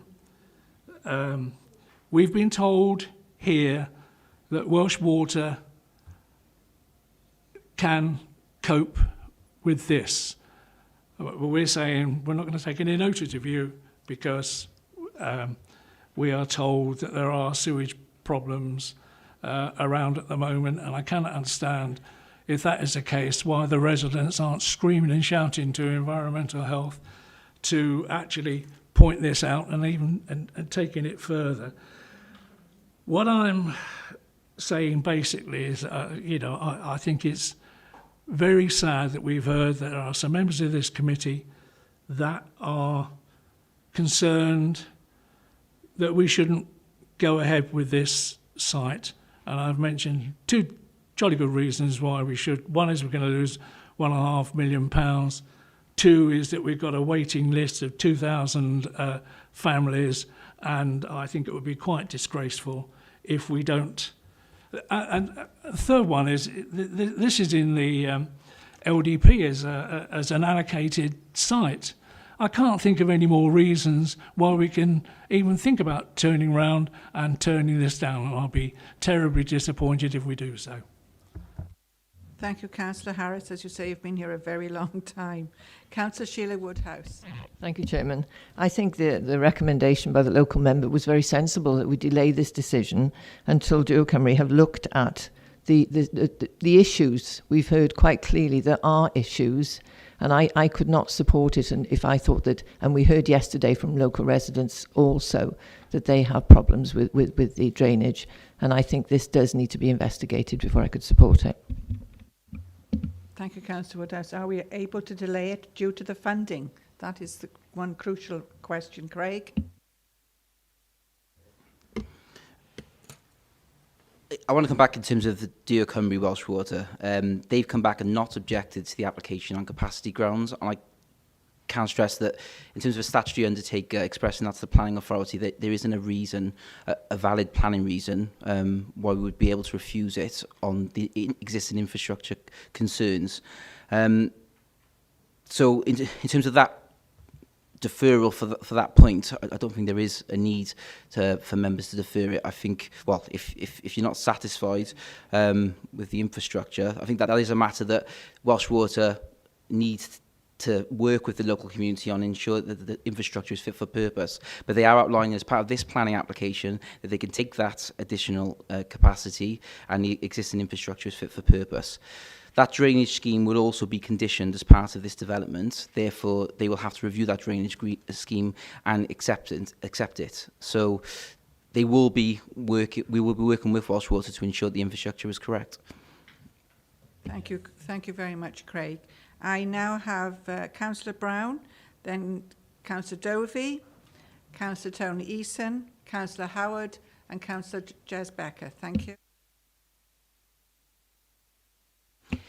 Yes, thank you. Yeah, I do agree that there is a need for affordable housing. And just a very minor point, I didn't like the idea of pink houses. I mean, I just wonder whether that could be looked at, because, you know, just find that I appreciate they want to change the style and so forth. I do have concerns about the drainage side, because in my ward I have a similar issue where the main sewage pipe has had some repairs, but there's systems with it, and there's still, you know, the potential of sewage leakage coming out, which unfortunately the Water Board are having a problem in resolving and completing repair because of the fact that the water table is high. So we keep getting delays in terms of when the system will be repaired.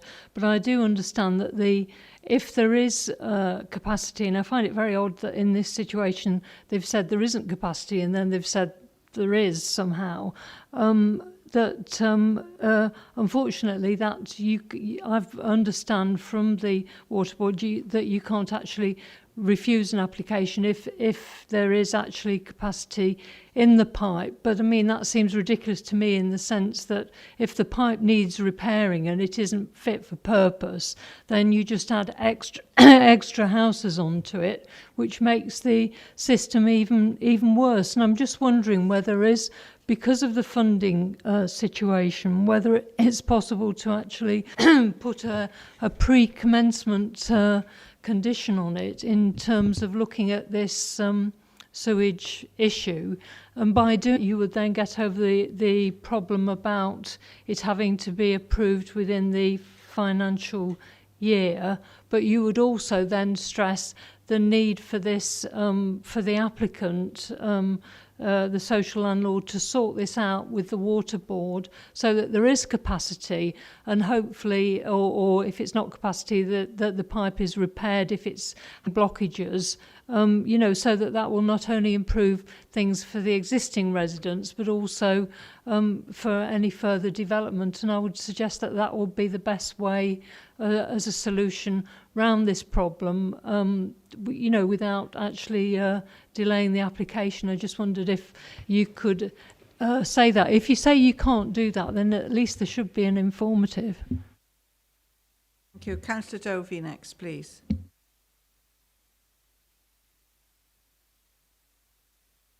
Buttons. Thank you, Madam Chairman. Well, in this day and age, I feel that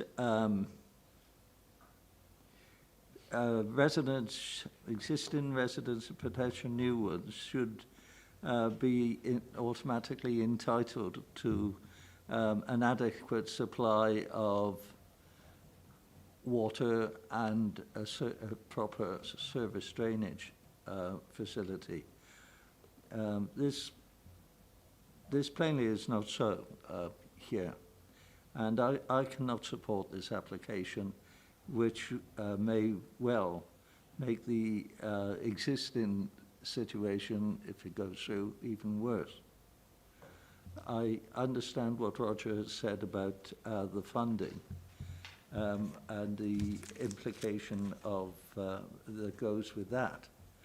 But Welsh Water, I suspect, is equally as aware of the issues with the funding and implications of that on the development. It's not just us. They have a social role to fulfill. And they must be aware of the shortcomings that already exist with the supply. So they should be taking care of their side of the bargain, which is to provide adequate services for the existing people of this area and the new ones to come into the area. I just can't support this application where people will be moved into an area which, in my view, is below what we would expect for residents of Monmouthshire. Thank you, Madam Chair. Thank you, Councillor Dovey. Councillor Eason and then Councillor Howard. Thank you, Madam Chair. Looking at that particular map on your screen, the proposed estate is outside the flood zone by a little bit. There's a couple of garages that may be in it. If you look on the top right-hand side, where the projected floodplain is, part of Wern and the school are all in the floodplain as it stands at the moment. I'd like to know how they affected on last weekend, because last weekend, the weekend before, that was a severe flooding, and we may get that again. But were they flooded then?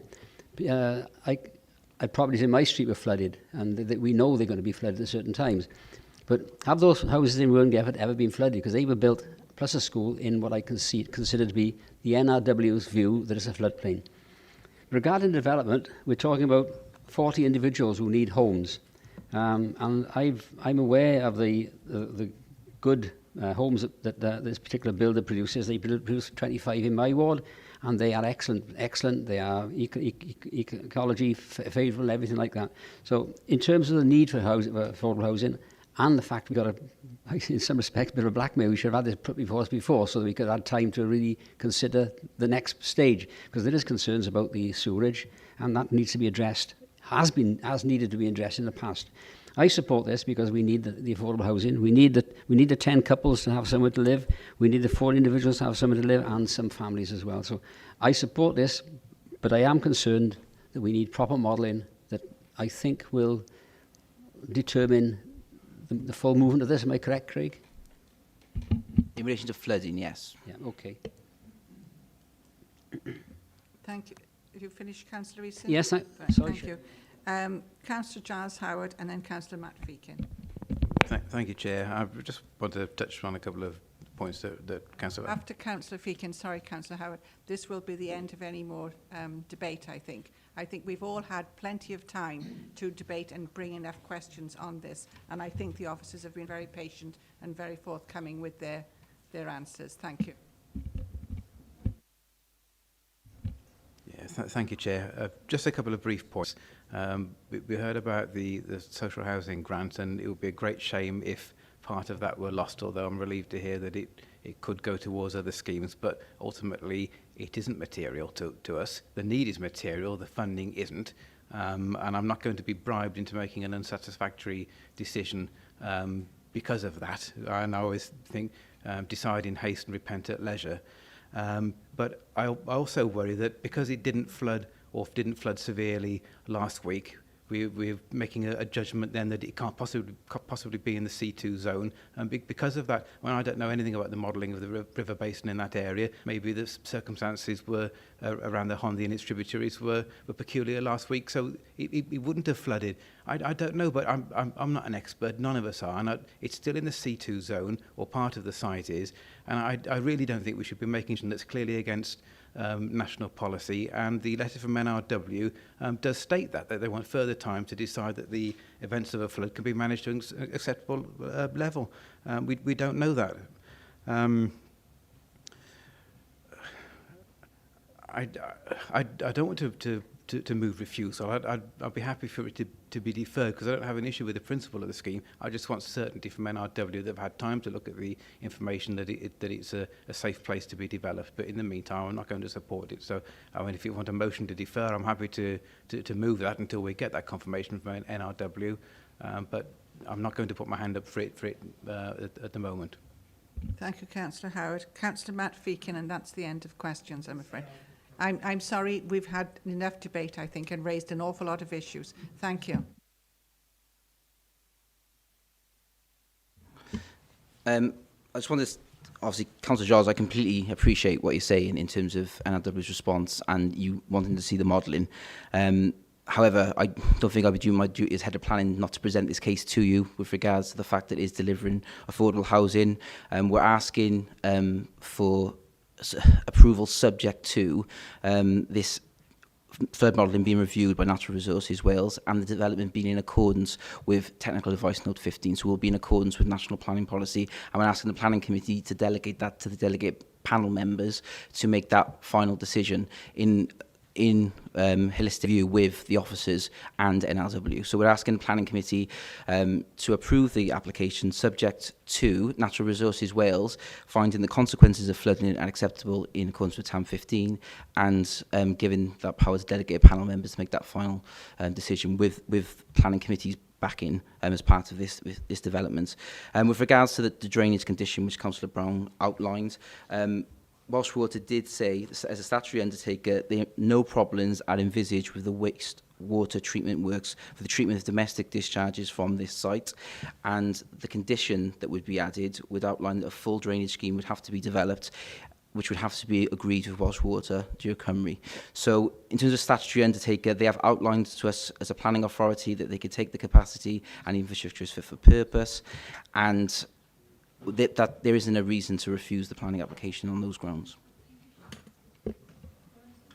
In the past, I believe, Craig, don't know if this is correct, that we have had occasions where they cannot be occupied, that, you know, they could be built, but not occupied until everybody was satisfied that everything had been done. So prior to the occupation of the development. Yeah. Can I speak? Listen to Mr. Councillor Feakin's comments first, but then we'll come back to you on that. Thank you. Councillor Feakin. Thank you, Chair. Thank you, Craig. And I understand. I really do understand the concerns of the committee, and I hear very clearly and the very real concerns of local residents in regards to the sewage and regards to the existing issues. I think we, from a practical point of view, from my own experience, and that can be confirmed by officers, whenever a development comes forward, each of those units will make a contribution to Welsh Water for connection to the sewage. It could well be, I don't know the answer, but I'm reassured by Dŵr Cymru's response that they can accommodate with this, but it could well be that the receipt of the funds from this development is enough for them to renew their pipe work through to wherever it is they need to renew it through, or to enlarge the pipe in order to make that happen. That might well be the case. We haven't got that information in front of us, but they are the statutory undertaker. So they, being the statutory undertaker, will be receiving the funds from this development in order for the sewage connection to take place. And so I take comfort in the fact that they are giving their approval for this scheme. If there was any doubt in that at all, then there's no way I could support it. But the fact that the statutory undertaker is telling us that they can accommodate it, they are aware of the old problems, they've resolved those old problems, they consider them to be old problems, but they are confident that this can be accommodated, what's being presented to us today. So I'm very comfortable with that position. I'm also very comfortable with the position that we can delegate this through to the delegated panel. That would allow us to get into this window of financing, and that if NRW come back and they say no because it's in the floodplain, and in effect what we're doing, we're giving them the cane to beat us with, because we're saying that this has to come in line with TAN 15. If it doesn't come in line with TAN 15, and TAN 15 is pretty stringent, and you know, we're aware that that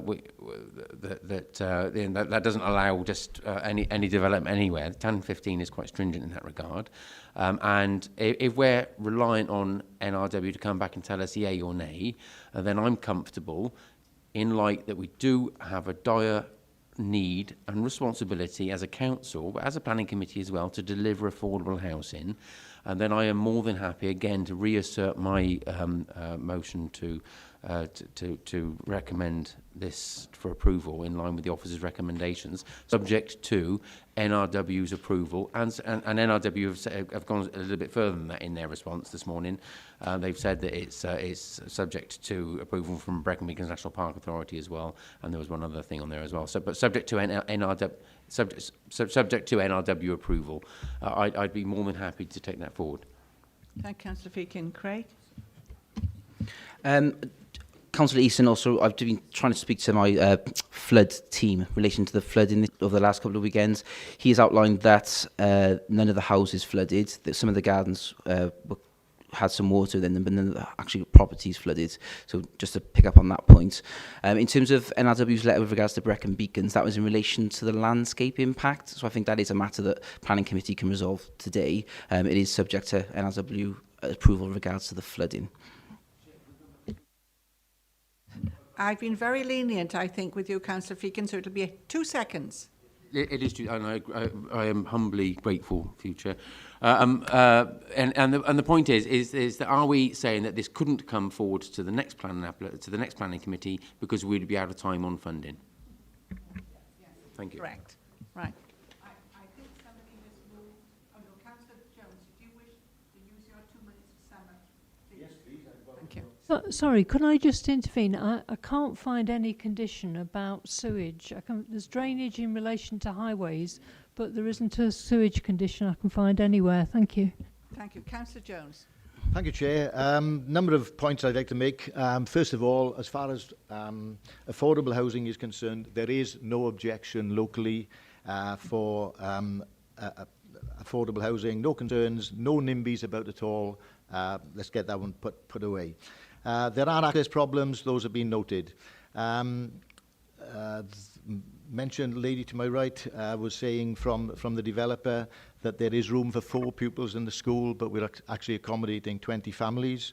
It's a community school, and therefore, what's the point of moving children in there if they have to go to a school elsewhere? Back to the sewage issue, it's the pipework that is the problem, not the works themselves. I think I've made that point before. The point has been made we should listen to our own officers. Surely we shouldn't ignore the residents that are paddling around in you-know-what. We do need to listen to local residents. The point was made that there is land to the north and to the south where biodiversity could be accommodated. Excellent. I'm looking forward to swans and flamingos there. And the last point I'd like to make is that on balance, we're outside the flood zone. We've all seen the television over the last 3 weeks and beyond. I'm sure there was a lot of those houses as well that were outside the flood zone. Look what happened to those.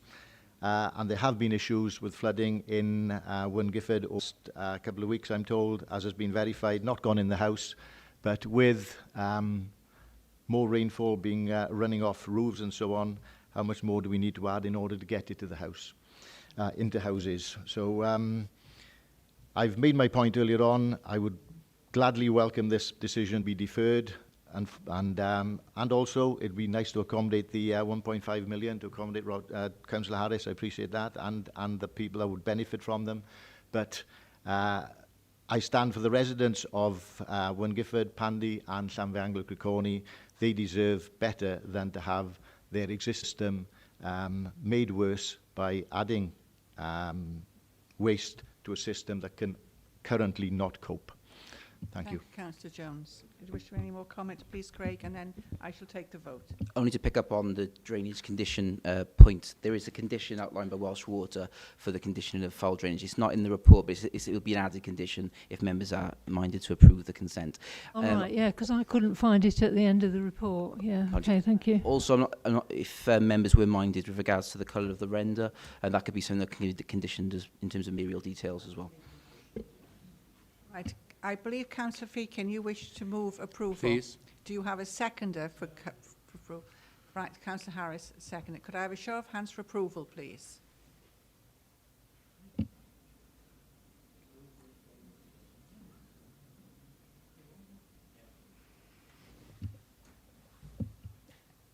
Those against? Yeah, a little bit. Not by me. By you. Any abstentions? Any abstentions? One, or you abstaining, Councillor Dovey, or refusing? Yes, he's counted those. Abstentions, please. One, Councillor Sheila Woodhouse. Right, thank you. Has been carried. Subject to... Has anybody not voted? Yes. Yes, there's 11, yeah, right. Right, thank you. That has been carried. Thank you very much.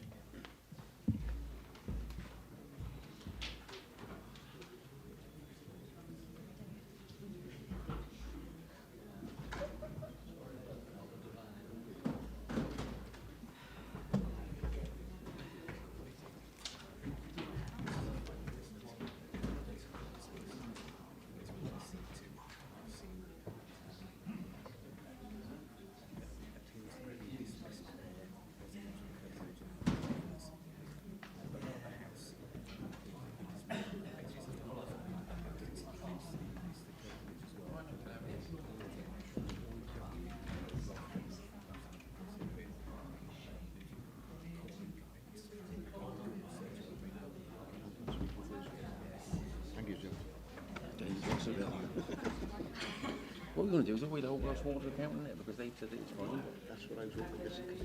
Yeah, we will. We will, but they said it's fine. We will. Now we're on the account, yeah, absolutely. Yeah. String them up by the rafters, I suppose. Yeah. Councillor Feakin, Councillor Jones, please.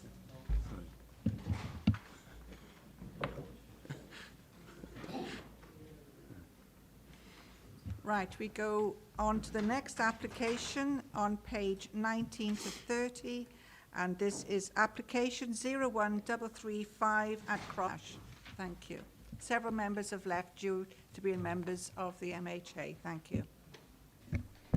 Yes, thank you, Chair. This is a full application for the demolition of former garage buildings and the erection of 6 dwellings, and this would include 3 open market dwellings and 3 affordable homes.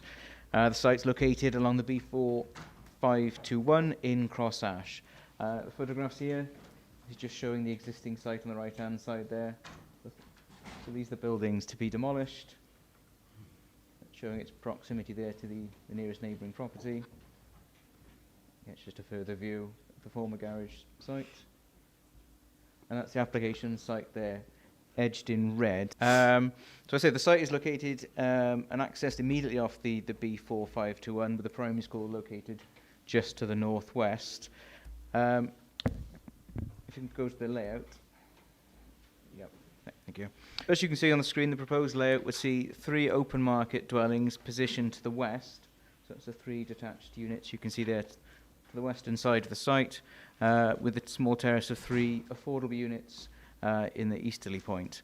2 points of vehicle access is proposed to the site, and areas of soft landscaping are proposed to the rear of the site, as you can see on screen, with newting to be introduced along the site frontage. If you just leave it on that slide for a second. So with regard to our detailed considerations, in terms of principle, and perhaps I think what the slide prior will show the LDP extract. In terms of principal, part of the site is allocated for around 5 dwellings under policy SAH11, and you can see it there. SA11B is the site. So this, and the remainder of the site then to the west is within the development boundary. Policy S4 relates to affordable housing provision and states that in minor villages, which this is, that there is a requirement for at least 60% of the dwellings to be affordable. In this instance, on the allocated part of the site, 3 dwellings are affordable and 1 open market, which equates to 75%. So therefore, this part of the proposal meets the requirements of the policy. On the area of the site within the development boundary of Cross Ash, in accordance with policy S4, an additional financial contribution would be required for those open market dwellings. However, after pre-application discussions with officers relating to viability, it was agreed that this could not be paid owing to its brownfield allocation and in particular the remediation costs involved with a former garage site. With regards to affordable housing, the council have been working with MHA and the landowner for some time to bring this housing site forward. The council's affordable housing officers confirm that there is a considerable need for housing in this area and the proposed 3 two-bed houses best meets the need identified. Therefore, the proposal is fully supported by the housing officer and has confirmed that the affordable units would be administered through a rural allocations policy to ensure that those with a local connection are allocated. With regards to visual impact, the site is currently not in use and it is considered that a sensitively designed scheme would provide an improvement to the visual amenity of the area. If we can just move on to the dwelling types, the floor plans. So, whilst all the dwellings would take a traditional 2-storey scale and form, all with pitched roofs, the elevation treatments to each does vary from traditional to contemporary. Plot 1 you just saw then takes a more traditional form.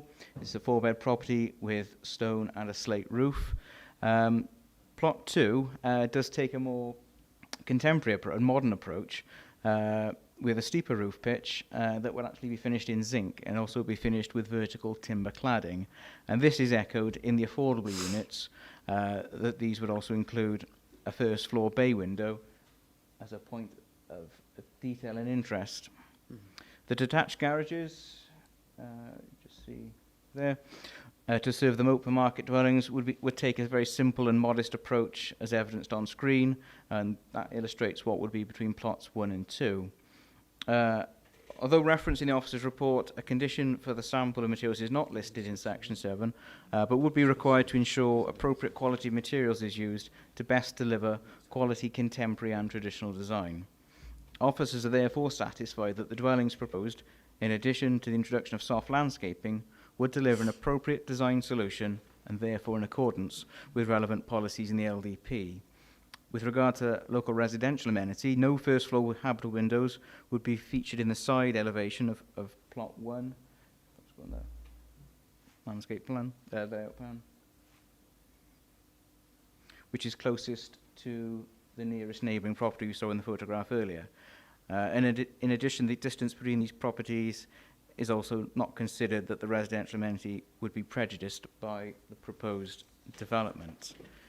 In terms of highway safety, as stated, the site would be served by 2 entrances, both of which are considered to have sufficient visibility onto the B4521, given the previous use of the land as a filling station, which would have had, when in use, included multiple visits and vehicle movements daily. The proposal of 6 dwellings is not considered to adversely impact the capacity or safety of the local highway network. And in terms of off-street parking requirements, each dwelling is fully compliant and would have room within the site to turn and leave in a forward gear. In terms of biodiversity, the application has been informed by a required level of survey work and consultation undertaken with NRW and the council's own ecologist. The officer's report contains details of the ecological mitigation measures proposed, but I would note, if minded to approve, 2 additional conditions would be required: 1 to secure implementation of these measures, and another for a green infrastructure management plan. And finally, with regards to drainage, members will have seen in late correspondence that an application was valid prior to the introduction of the SUDS regulation, and then to confirm, therefore, that no formal approval would be required under that body. A condition to agree foul and surface water is therefore proposed and detailed within late correspondence. Therefore, subject to unilateral undertaking to secure the 3 affordable units and the other conditions set out in the officer report, it's presented to you today with a recommendation for approval. Thank you. Councillor Feakin? Thank you, Chair. Cool, thank you. Affordable housing again. Very rarely will you find me not championing affordable housing, but I can't recollect for the life of me anywhere in North Monmouth different in Chepstow, overlooking the river, where you've got zinc roofing on houses. For me, it doesn't fit. It doesn't suit. There isn't. It doesn't represent anything else in the area. I understand that we want to go making things look funky and everything else, but it looks like a cheap house with a tin roof.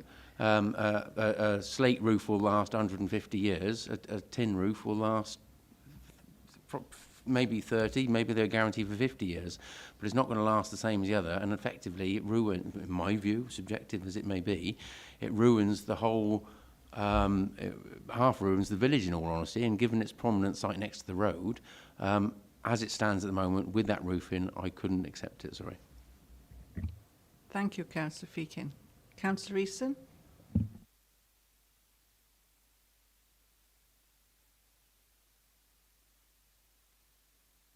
Are these roofs similar to the ones in Elm Road, Caldecott, where we had four developed with a similar sort of roof? Yeah, the metal roofs, yeah. Okay, and it's either. Regarding this, I support the need for these affordable housing in the north of the county because we've got to house our families.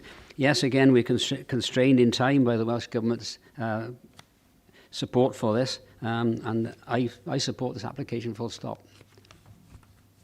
Anybody else? Councillor Murphy? Thank you, Chair. Yeah, I did wonder about that sort of roof, particularly when there was a application in front of my house for one on an extension.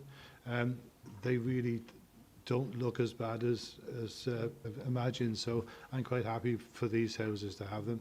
The only question I have got is on all of the house types, that doesn't look to have much of an overhang to me.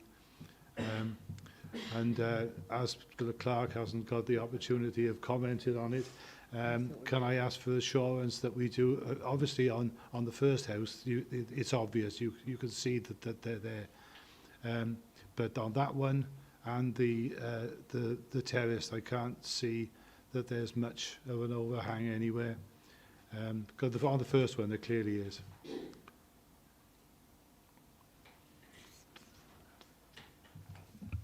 Otherwise, I'm happy to go along with the approval. Councillor Harris? Thank you, Chair. Yes, we must have overhangs, otherwise one of our members will be deeply sad, or more than one of our members, let's put it that way. I must admit I'm not too worried about a zinc roof as long as we have something underneath the zinc roof, i.e. affordable housing or social housing. Let's call it social housing.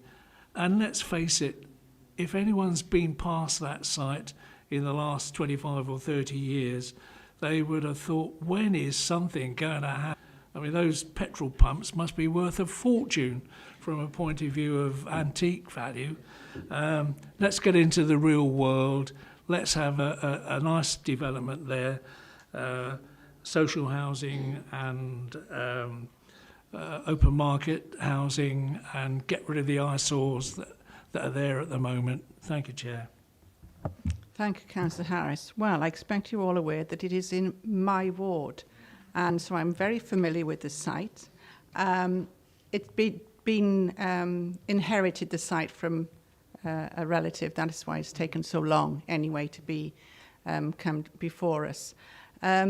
Zinc roofs I do not like. I do not think it's in the appropriate location for those, and especially on one of the main houses as well.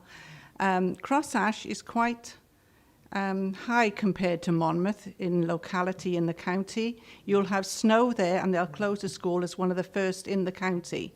And it's by the side of the road. There is no real immediate housing around it. To have a terrace of 3 houses on the side of the road, which you'd have in a village with other housing around it, but it's very sparse there. So I'm afraid I don't like the zinc roofs. And when you think of zinc, as Councillor Feakin is referring to, that would go rusty years ago, this isn't like that. It's a different composition altogether. It just looks like sheets of No, it's more like, yeah, it's very grey and looks like lead when it's been done.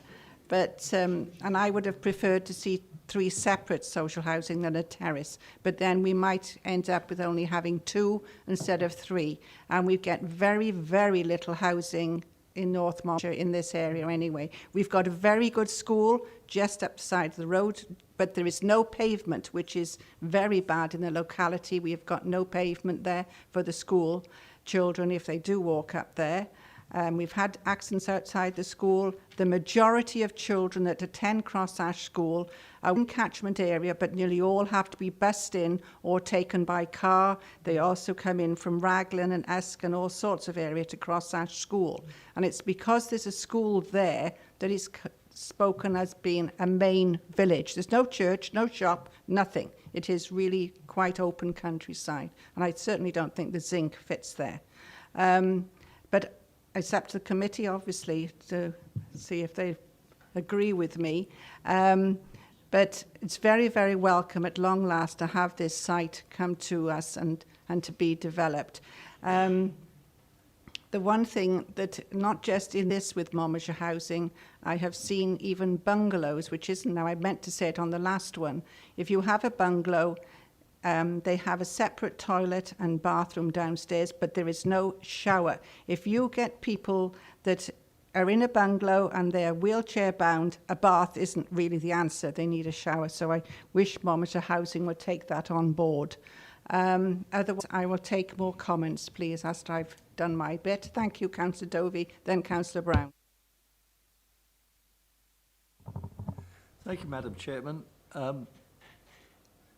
I suppose it's a good effort to try to bring housing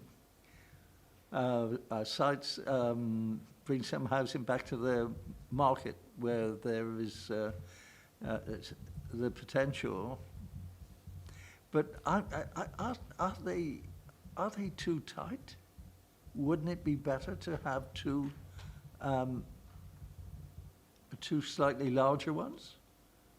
I mean, that is it me? It just looks really tight for 3 houses. Where are you going to put the bins and everything else like that? Where is the storage? People have got to live in them rather than just be tucked away. I just think that they're a bit on the tight side. I believe we should use everything that we possibly can.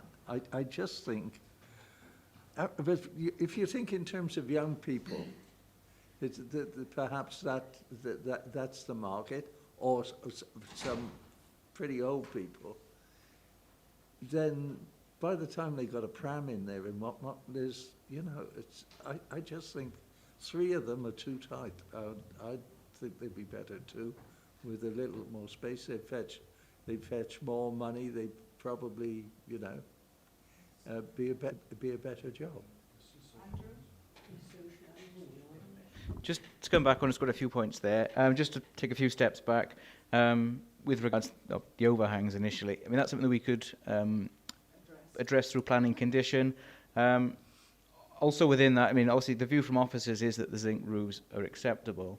But if the feel of the room was that it wasn't, then within that sort of almost becomes like a roofing condition almost, that the overhangs and roofing material be agreed through one planning condition as a way of addressing those points and concerns.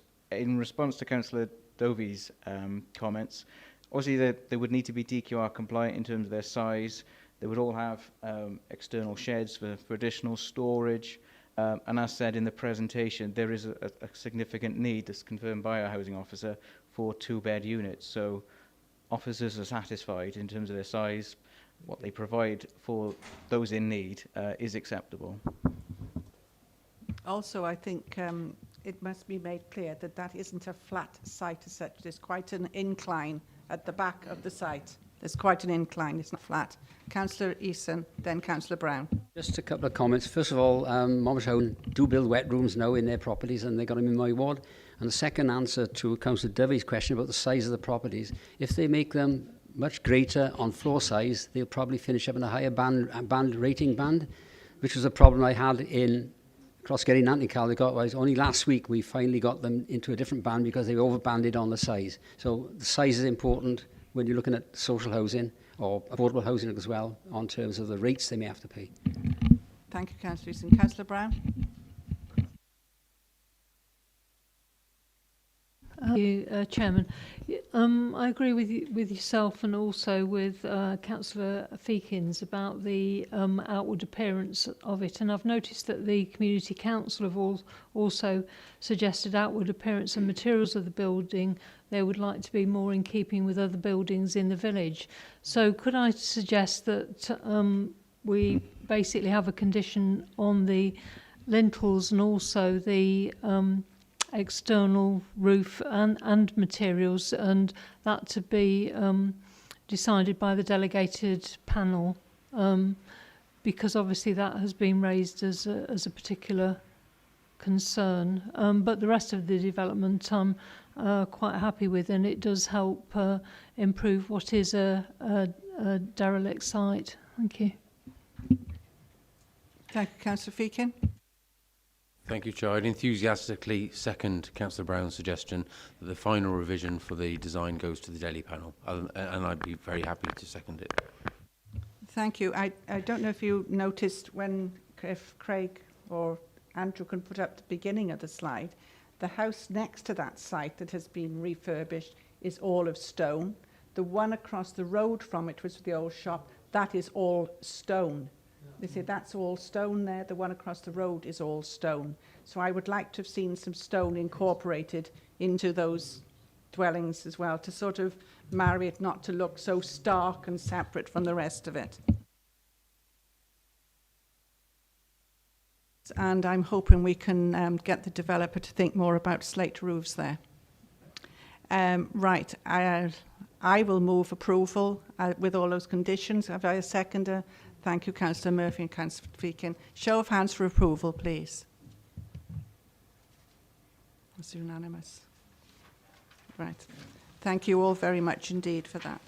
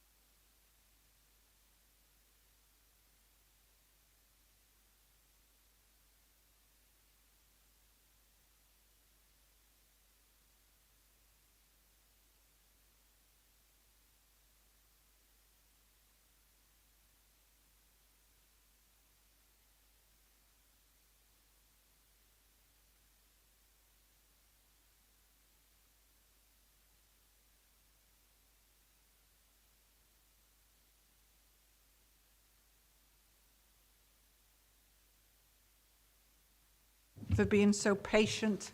Two members now return at the Planning Committee. We now go to page 31, I believe, and this is application 00218, and this is Tudor Crescent, Abergavenny. Chair, move.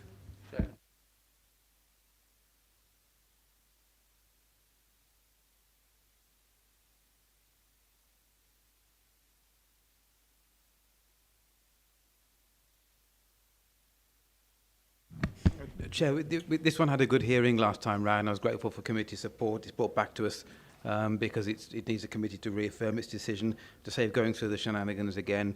And given our agenda, I think we should just move it, and my colleague seconded it. Thank you for that explanation, Councillor Howard, because I wasn't here at the last committee meeting. So it's been put forward for approval and seconded. So, for refusal, sorry. Could I have show of hands for refusal?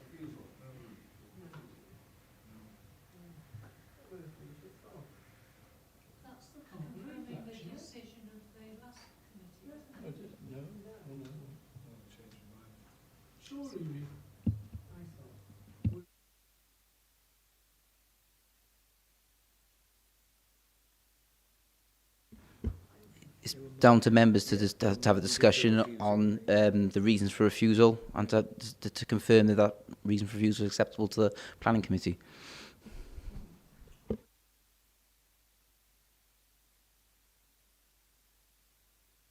Very briefly, Andrew. Yeah, it was intended to be very briefly. So, as Councillor Howard said, this was discussed at the last planning committee on the 4th of February, and contrary to the officer's recommendation, was resolved to vote for refusal. The reason for refusal is set out in detail in the officer's report. I just wanted to clarify one point from my own presentation last time, was that at the meeting it was noted that the cause of the ground conditions at the adjoining property, that it was impossible to be confirmed as being attributed to one source. And although the adjoining car park was referenced, it was not advised anyway that this was a confirmed source of surface water or drainage problems. So just wanted to clarify that point from the last meeting.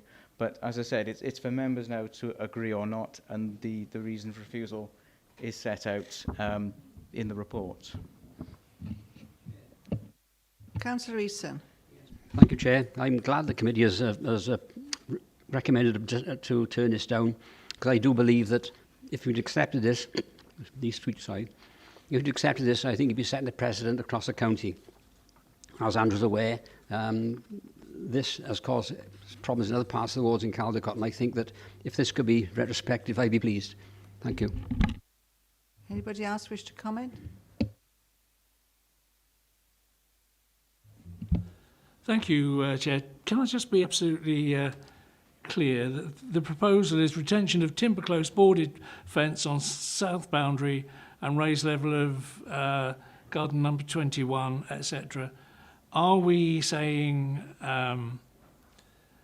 we need that fence to go back to as it was and the garden to be returned to the level it was before? Can I be clear on that? Well, if that was members' wish to refuse the application, then it is all retrospective as it stands. So that would have to be, to put it back to its original form. It's difficult, it would be to definitively state what the original form of the land was, but that would have to be the course of action. But can I just say, what about the level of the garden? That's the reason why the fence is like that. The garden levels were changed. Would the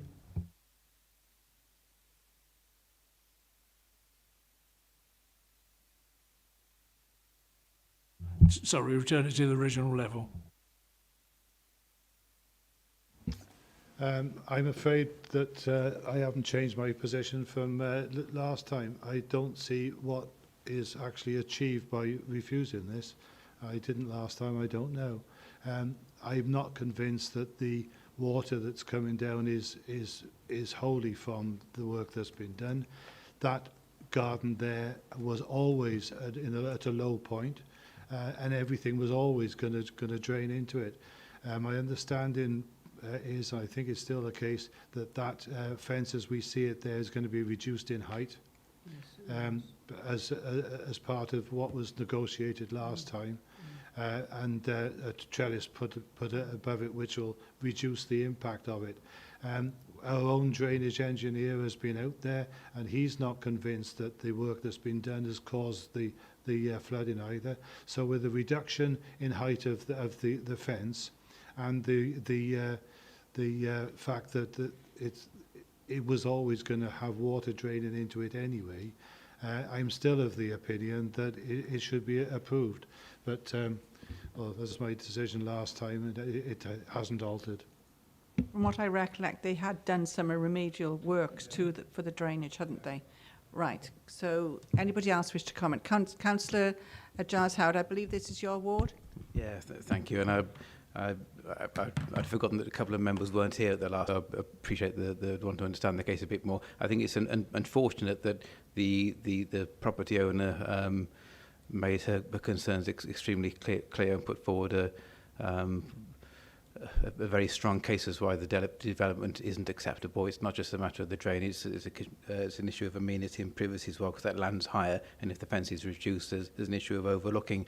I had hoped that the two parties would be able to come to some resolution and find an alternative, so that both could have some compromise and out of this. And it may still be the case that I understand from correspondence with Andrew that another scheme to amend it might come forward that may or may not require consent, but I do think that it's detrimental to amenity. And so far as the surface water drainage is concerned, well, we don't know for sure whether it exacerbated an existing problem to a degree that made it unacceptable, but that is a problem with it being retrospective.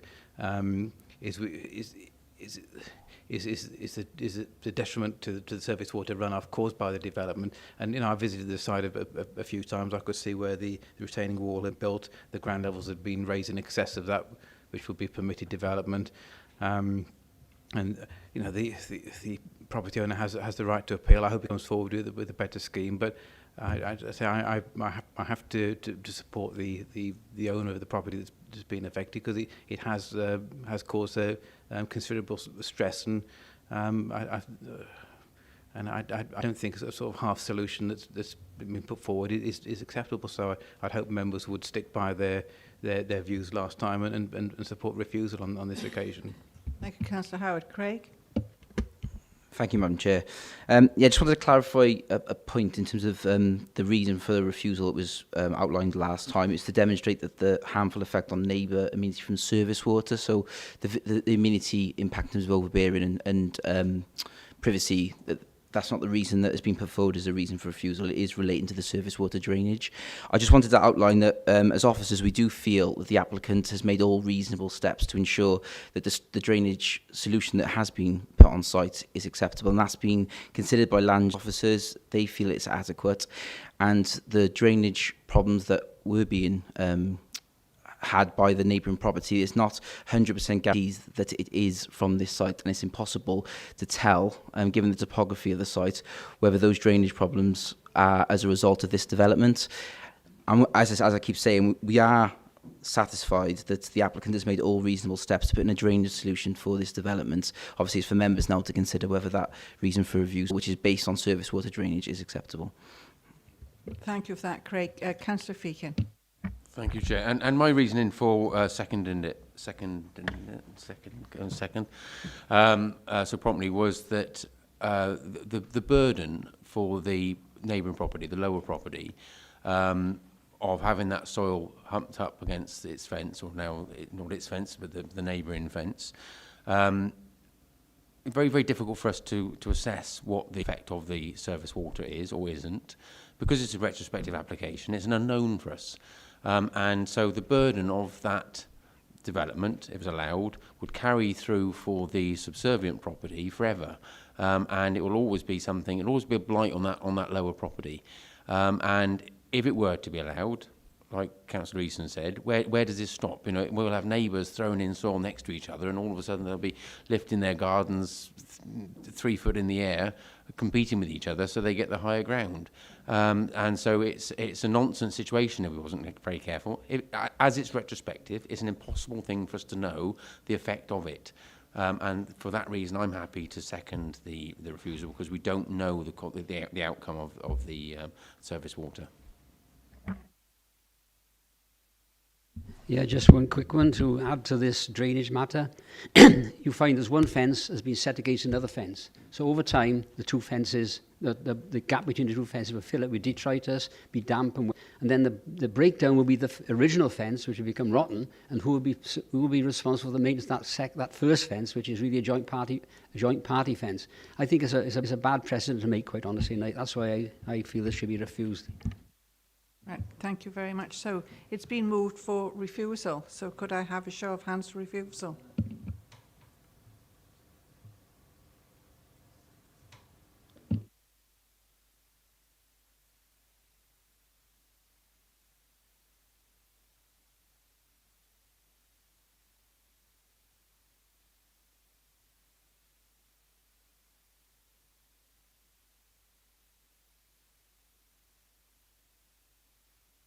That's been refused. Thank you.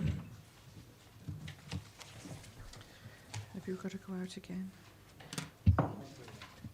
We now go to, please excuse me, page 30. This is a demolition of an existing corrugated shed. And this is 01214 Abergavenny. Okay, thank you, Chair. Yeah, as said, that's the garage storage building in question. You can see there's a forecourt area where parking has been carried on for some years now, behind the gates there. So it occupies a narrow parcel of land between the Edwardian semi-detached property number 13, Fosterville Crescent, which is that, and the more modern building occupying the corner plot, which is that one, number 14. The site's also within the Abergavenny Conservation Area, so will be expected to preserve or enhance the character and appearance of that designation. Let's have a look at the plot there. The existing access remains, and the area in front of the garage building has been used, as we saw, for parking. And the proposed building that is a two-bedroom dwelling that is proposed in there would be set into the site to reduce its height and mass when viewed from the street and from either adjoining curtilage. So that's the proposal put forward there. The existing building significantly detracts from the character and appearance of the conservation area, and its replacement with a new building would, in officers' view, positively enhance the quality of the area. The status of the existing building is ancillary in terms of its status to the larger dwellings surrounding it, and the proposed replacement continues this hierarchy by setting a smaller, lower building on the site. It's considered that the traditional but basic detailing proposed on this current proposal is appropriate in this case, as it reflects the scale and status of the new dwelling and avoids creating a mini domestic building, so being more akin really to a cart shed or something that might have evolved alongside the larger dwellings either side, particularly the Edwardian one. Glazed openings are on the wall spaces rather than in the roof, as the roof is the most visible part of the building, and multiple roof lights would not be in keeping with the character of the area. And instead, natural light will be gained from large glazed areas on each gable end, as you can see from the elevations there. These windows would be recessed from the external walls, and this would be conditioned. And as one of the most visible elements of the building, a natural slate roof is proposed to form an appropriate context.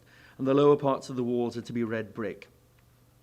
There were previous applications on the site. You can see that was rather imposing design, if I can call it that. Previous application that was refused was for a much higher building than present, as you can see, and that looked incongruous and over-dominant. A later proposal was withdrawn, which is that one, and that was similar in design to the existing garage, having a curved corrugated galvanised steel roof and a large front window, designed with shutters so that the building continued to look like a garage. However, in all likelihood, those shutters would have been open most of the time in order to achieve any natural light into the building. The current application uses a more imaginative design to our mind, and uses the natural gradient of the site to achieve a viable and livable space within. So it's considered that the proposed new dwelling will be in keeping with the area and not harm visual amenity, and it would enhance the character of the conservation area. The proposed dwelling would use an existing access onto the public highway, albeit with a shallower gradient, and the proposed dwelling would have 2 bedrooms and 2 parking spaces are provided to the front, which meets our parking standards. There's no space on the site within which to turn round, but given the very low traffic speeds on the Crescent, this is not considered to be unacceptable in this instance. So we'd recommend approval subject to a Section 106 agreement to secure a 3.8k contribution towards the provision of affordable housing. That's £3,800. Thank you. Thank you for that detailed, and most of us were there yesterday to see the site. Councillor Powell, I believe this is in your ward. Do you wish to comment? Yes, please. I'm afraid I can't agree with the officers. It's going to enhance the area. To be in keeping with the area, it doesn't want to be jammed between 2 walls as close as that. I'm wondering whether they're going to have enough room anyway to put a wall between them and number 14, because that is just a bank. There's nothing holding that bank up. And in order to build a house there, they would have to put a wall up against it for security, well, to hold it up. And then that's going to make it even narrower. And also, they're going to dig it down into the ground. And they have obviously the officers I know around the back in Belton very well. And the road at the back is going to be very nearly level with the roof. So you can imagine anywhere water coming from off Belmont Crescent is going to run down into that place, and it's going to be very damp. I really can't see that it is feasible in this area. It's too small. It's shoved into a very small space. And if you look, I mean, the other houses, I know the one on the right is a newer type of house, but it is quite a sizable house.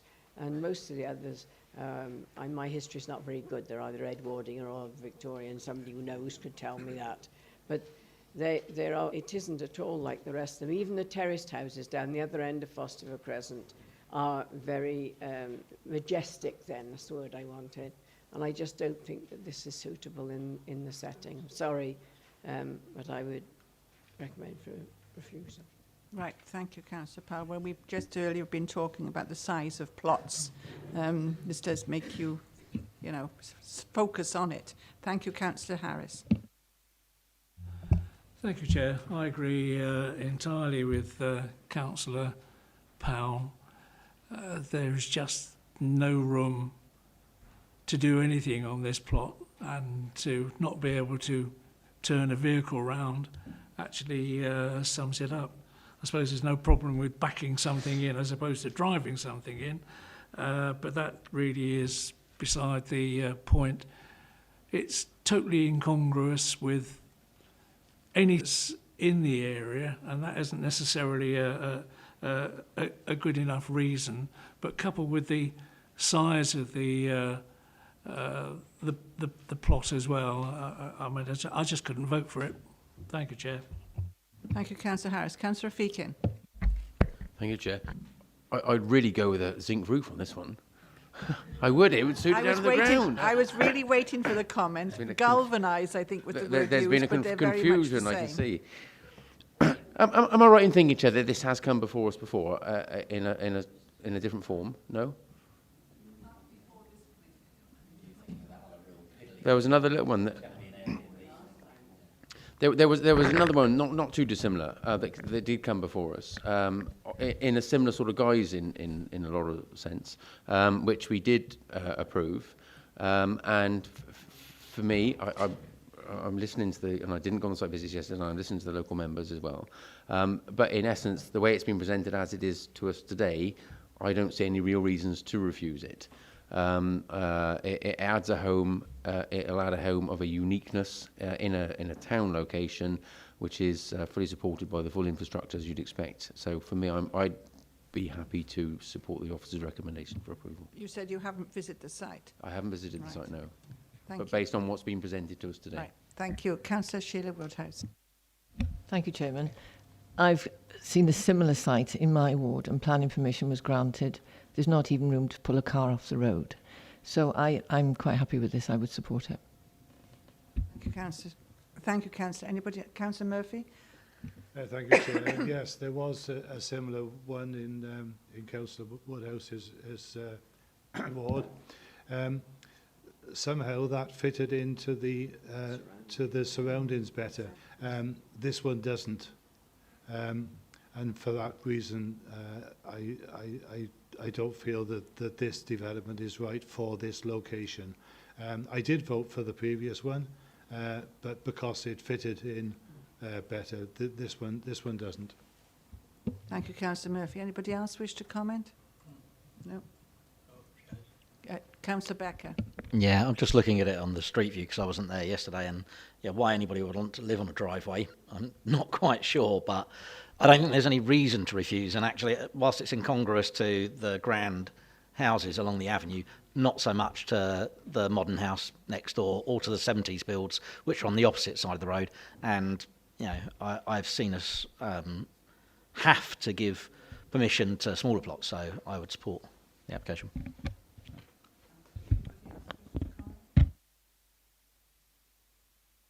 Councillor Powell, you wish to move? You're wishing to move as a local member of refusal. Do you have a seconder for refusal? Councillor Murphy. Show of hands then for refusal.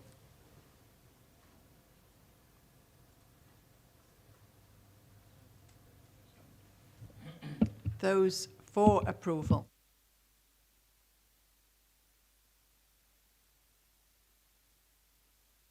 Any abstentions?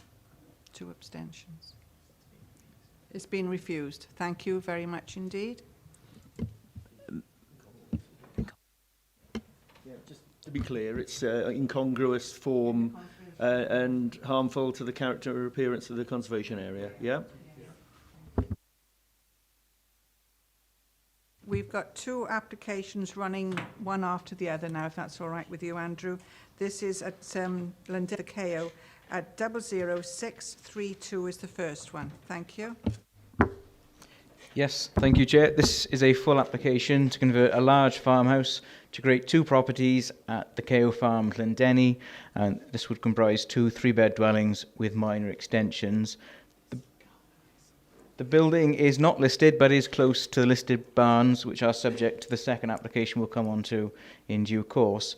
And just for clarity, the application is presented to Planning Committee for the sole reason that the applicant is a close relative of an elected member. So just to quickly run through the photographs of the farmhouse. I just want to quickly move through the slides. So it's stone, red brick. That's the building frontage there. Yeah. Okay, and that's its sort of remote rural location. I think just the next slide, please. So as you can see on the screen, the proposed layout of the dwelling would see how the site would be divided. Each of the properties would be served with additional single-storey lobby extensions. These just be single-storey form. There is no change to the existing access arrangements to the site. However, additional hard standing would be created to serve the proposals, with a total of 6 spaces being created as a result. I'll just go through the plans. So that's the existing dwelling. The proposal. So with regards to detailed considerations, in terms of the principle, the site lies outside any town or village development boundary and is therefore open countryside. Strategic Policy S1 seeks to enable the acceptable subdivision of existing dwellings subject to detailed planning considerations. Officers are satisfied that given the scale and size and layout of the buildings, that they're considered that the property is capable of subdivision and use as an independent dwelling without significant demolition, reconstruction or alteration. In terms of the visual impact, the application has been considered in close consultation with the Council's heritage team. With the exception of the single-storey extensions, the proposal represents a sensitive, light-touch subdivision that is given the historic context, and removal of Part 1 permitted development rights through planning condition would enable careful consideration of any future extensions or outbuildings. No issues of residential amenity would be caused by the subdivision of the existing dwelling, including having regard to the conversion of the barn subject to the second application. And as per the Council's adopted affordable housing SPG, the commuted sum contribution from the additional duty created would be £14,129, and the applicant has confirmed that they are willing to enter into a Section 106 agreement in order to make this contribution, and therefore the proposal would be compliant with Policy S4. With regard to ecology, a development would need to be subject to a licence from Natural Resources Wales before any works can commence, and the application has been subject to sufficient ecological survey and are to be secured through planning condition. Just on planning conditions, a landscaping plan has actually been provided now, so would request if members minded to approve that condition 9 is amended to a compliance condition. But subject to that and the other conditions within the officer's report, it is, and the Section 106 to secure the contribution, it's presented with a recommendation to approve. Thank you, Andrew. Could you go back to the first slide, please? There, that one. It's a bit like old farmhouses where people built on and built on without any real planning consideration whatsoever. So that's why you get a mixture of the stone and the brick. And I hasten to add, that is called galvanised, that is rusting on the front there. So if anybody didn't know what galvanised or zinc looked like, that's what it looks like. And it's usually put on farm buildings, not on a house. But I've noticed that in a lot of farm buildings and houses in Monmouthshire, you can have brick and stone marrying together. Anyway, thank you, Andrew. Can I ask if the contribution is per dwelling or for the whole development? It's on the basis that there's a net addition of one dwelling, so that is based on the additional dwelling. So there's one dwelling there now, subdivided to create an additional, so that's what the contribution is based on, is the net increase. Thank you. Right. We unfortunately didn't have chance, because of our very heavy schedule yesterday, we didn't get chance to visit the site. So I appreciate that some of us would have liked to have gone to the site. Perhaps we can go, if you are minded to approve, perhaps we can go and see the results of it. Right. Councillor Murphy, please. Thank you, Chair. I think this is a very sympathetic plan to convert what is rapidly becoming an eyesore. I can't see any reason to do anything other than approve it, and I'd be happy to move approval. Councillor Eason. Yes, thank you, Madam Chair. It's the point of the subject of the 106 agreement which you explained. Are you looking at the two plans separately together? Because we've got two plans here on the same site. How would really it fall? Yeah, you're not mixing the two together then. No. So I can bring that question up on the next one then. All right, okay. Thank you, Chair. Happy to second. Yeah, okay. No. Your light is still on. Councillor Murphy has moved approval. Councillor Feakin has also seconded that. So could I have a show of hands for approval, please? Any abstentions? Councillor Brown, one abstention, so that's carried. We now go on to the next one, which is at the same location. This is 00655. Thank you, Andrew. Yes, thank you, Chair. So, this, as we discussed, is on the same site, and this is a full application for the conversion of a former Quaker meeting house and adjoining barn into residential use. And in this instance, the building is Grade 2 listed as an example of an early meeting house, and for the same reason as previously, it's presented to Planning Committee as the applicant is a close relative to a county councillor. So I'll just quickly run through the photographs of the barn and the Quaker house. So it's a traditional stone building.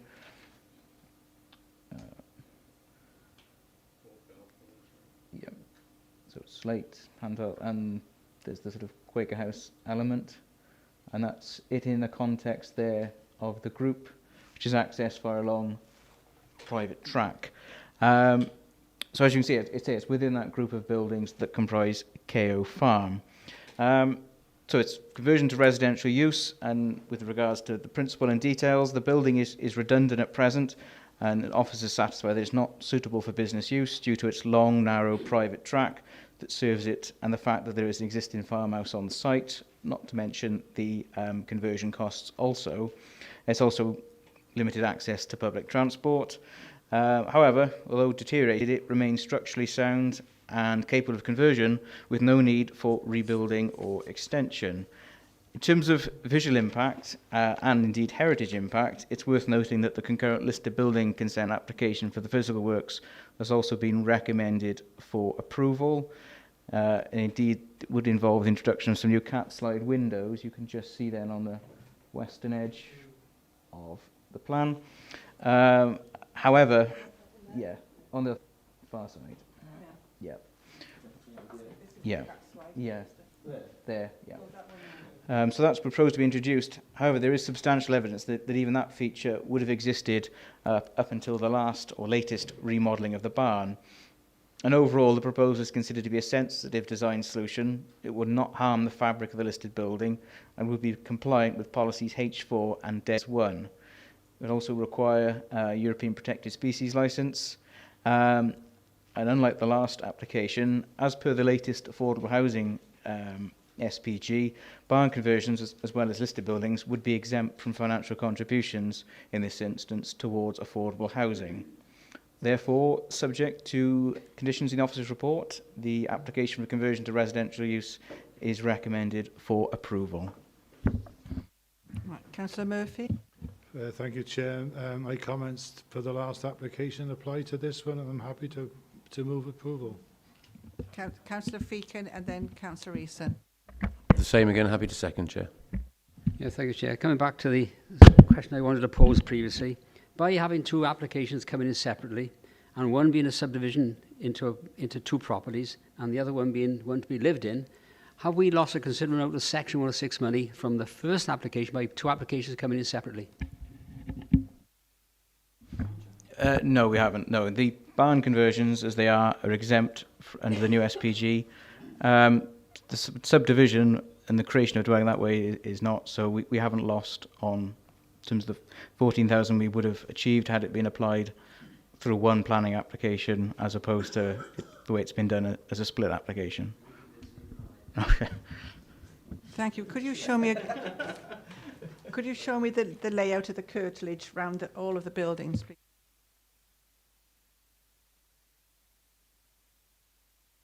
Wondering, as it's in the countryside and sort of farm related, that they couldn't have a condition to plant an orchard in the vicinity.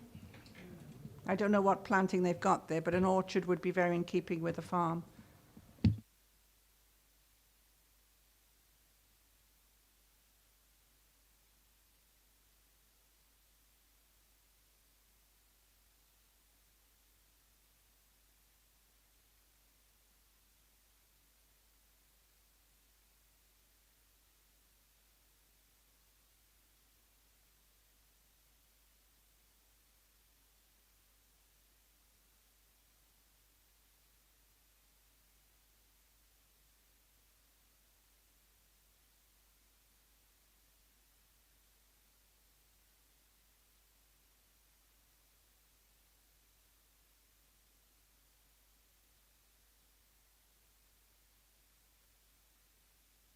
Thank you, Chair. No, there's no condition on there with regards to soft landscaping.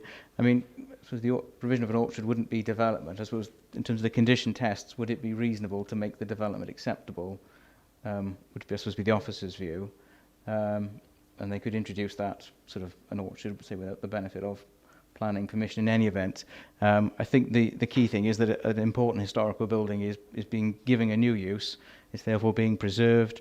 There's bat mitigation and benefits in that kind. So overall, I think it's a fair point. But I think officers would say that it's already securing enough, certainly in terms of the historic asset, enough benefit in terms of the wider environment. We're forever being told to plant trees, and I think you get the blossom and the change of all different sort of fruits and so on.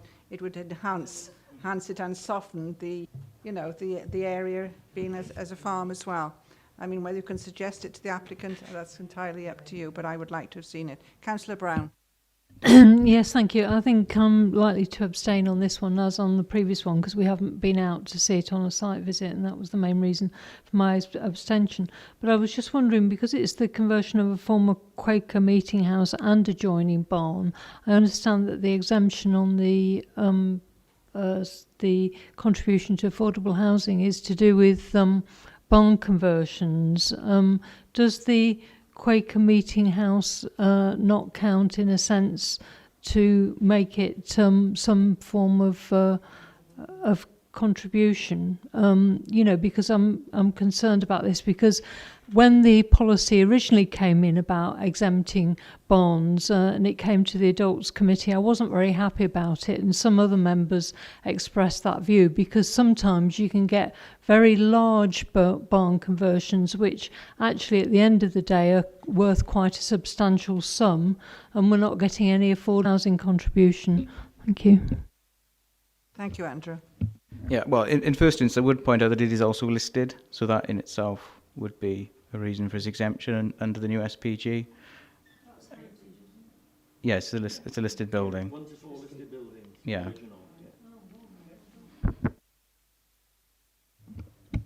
Yeah, just have my support, Chair. I think it's a nice scheme. It's a light touch, just the sort of thing the building needs. It's done sympathetically, or the plans are, and how nice to see really good, high quality, hand-drawn plans that offer the scheme to its best. So I'm fully supportive of it. Thank you very much. Anybody else wish to comment? I think it's been moved for approval by Councillor Murphy, second by Councillor Feakin. A show of hands for approval, please. Thank you. That's carried with one abstention.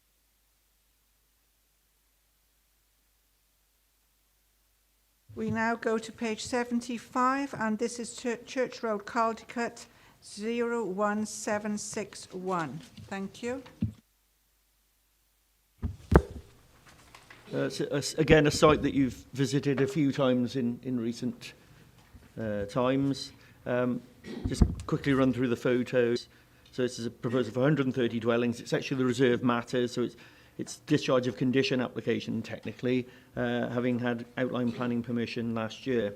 So up to 130 dwellings were approved in outline in April 2019, and this, as I said, is the reserve matter. So we'll look briefly at the slides first. So that's the existing development. There's a public right-of-way which is being maintained through the site, and then the site is over to the right-hand side. That's looking the opposite direction. Then over to the left is where the development's proposed. And that's looking towards existing houses. That's looking across the other way, across the site. Again, looking back, you can see the style where there's a public right-of-way towards existing houses. Similar shot, looking again towards where the existing housing development lies. Similarly. That's the site in red. So I'll leave it at that plan. I'll leave it at the top plan for the moment. Okay, so the access into the site was considered as part of the outline application, so that isn't reserved, and the access would be off Hill Sirawi, with a secondary access serving 7 properties off Clos Ystwyth. So that would be in that, sorry. Exactly, that's the secondary access serving these dwellings in that area there. The main access is in here. So the proposal would provide a total of 85 open market houses, and these would include a mix of 2, 3 and 4 bedroom properties, and there would also be 45 affordable homes pepper potted throughout the site. And this would include 21 bedroom flats, 3 2-bedroom bungalows, one of which would be adapted to accommodate a person with disabilities, and the remainder would be 2, 3 and 4 bedroom houses. All of the dwellings except for the 3 bungalows would be 2-storey in height. The proposed dwellings will be built to modern standards, and they will reflect the character of the existing dwellings recently constructed to the west of the site. So if we just have a look through the slides, that's the lower part of the site. The top of it shows where the access will come into the site. That's showing where the affordable housing is going, which is coloured up in red. So you can see it's distributed reasonably fairly throughout the site, pepper potted as we call it, in different groups. And then that's showing the sort of community parkland at the top end of the green buffer between the proposed development and the triple SI to the right as we're looking there. Then there's some street scene views. These are in the northern part of the site, and those are sort of further down towards the mid and southern parts of the site. And then we've got some house designs. So that's obviously one of the private houses.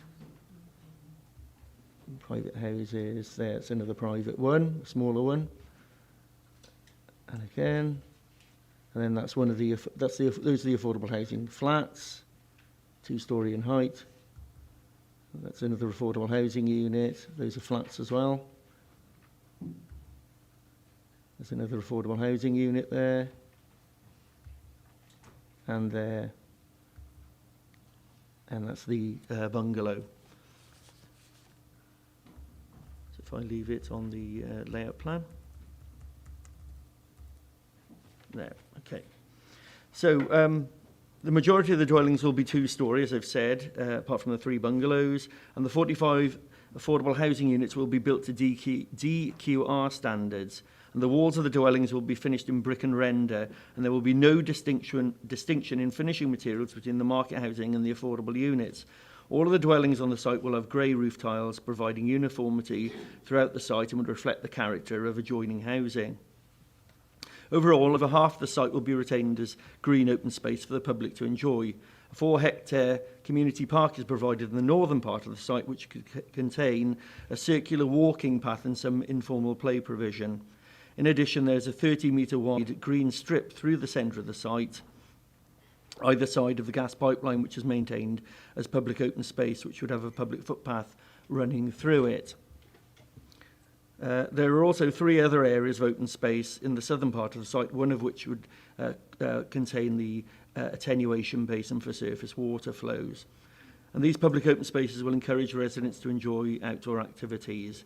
And there will be the opportunity for walking and cycling in the community park, as well as informal activities along a trim trail and green corridors.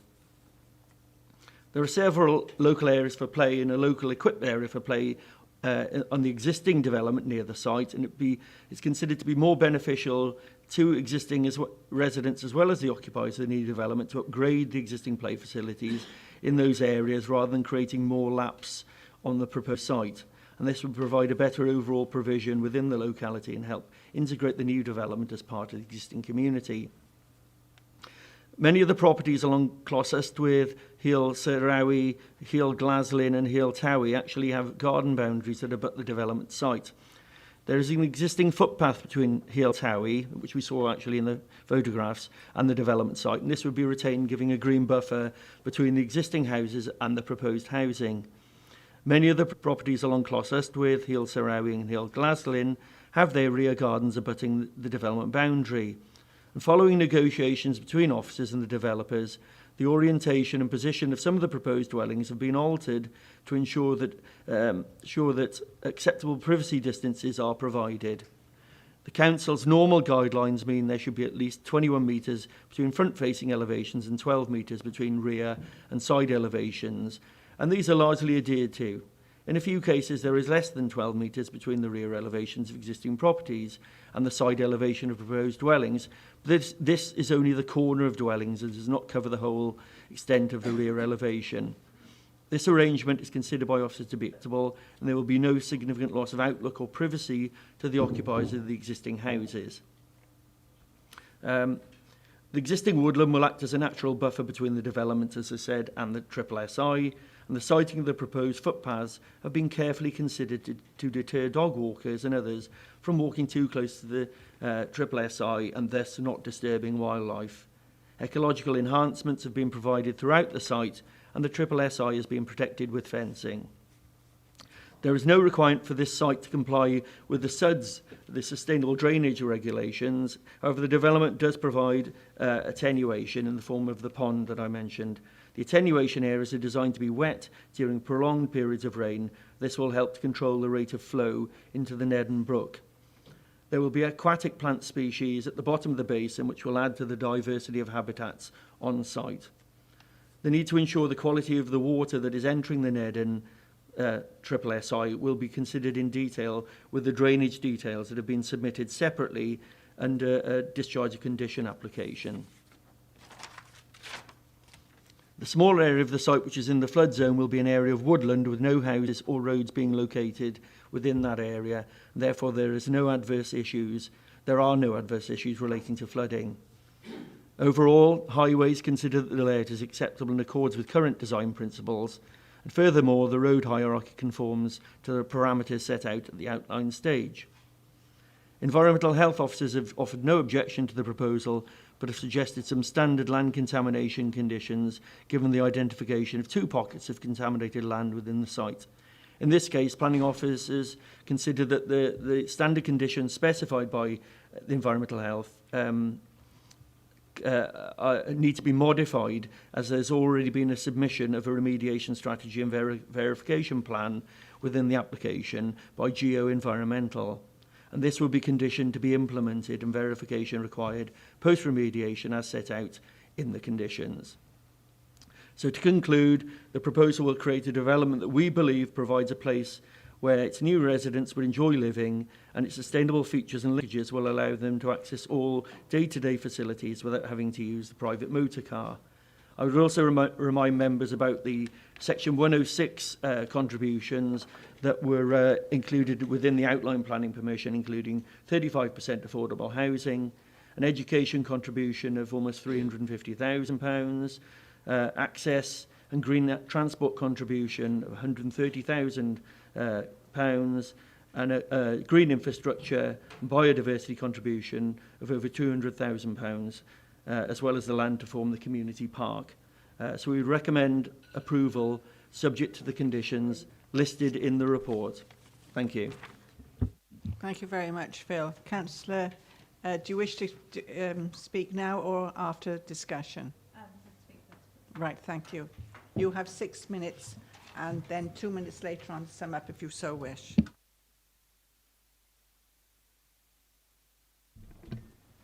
Madam Chair and fellow members of the Planning Committee, thank you very much for allowing me to speak today. Firstly, I think it's important to acknowledge that the majority of residents who have been in contact with me about this development are actually fully opposed to the development.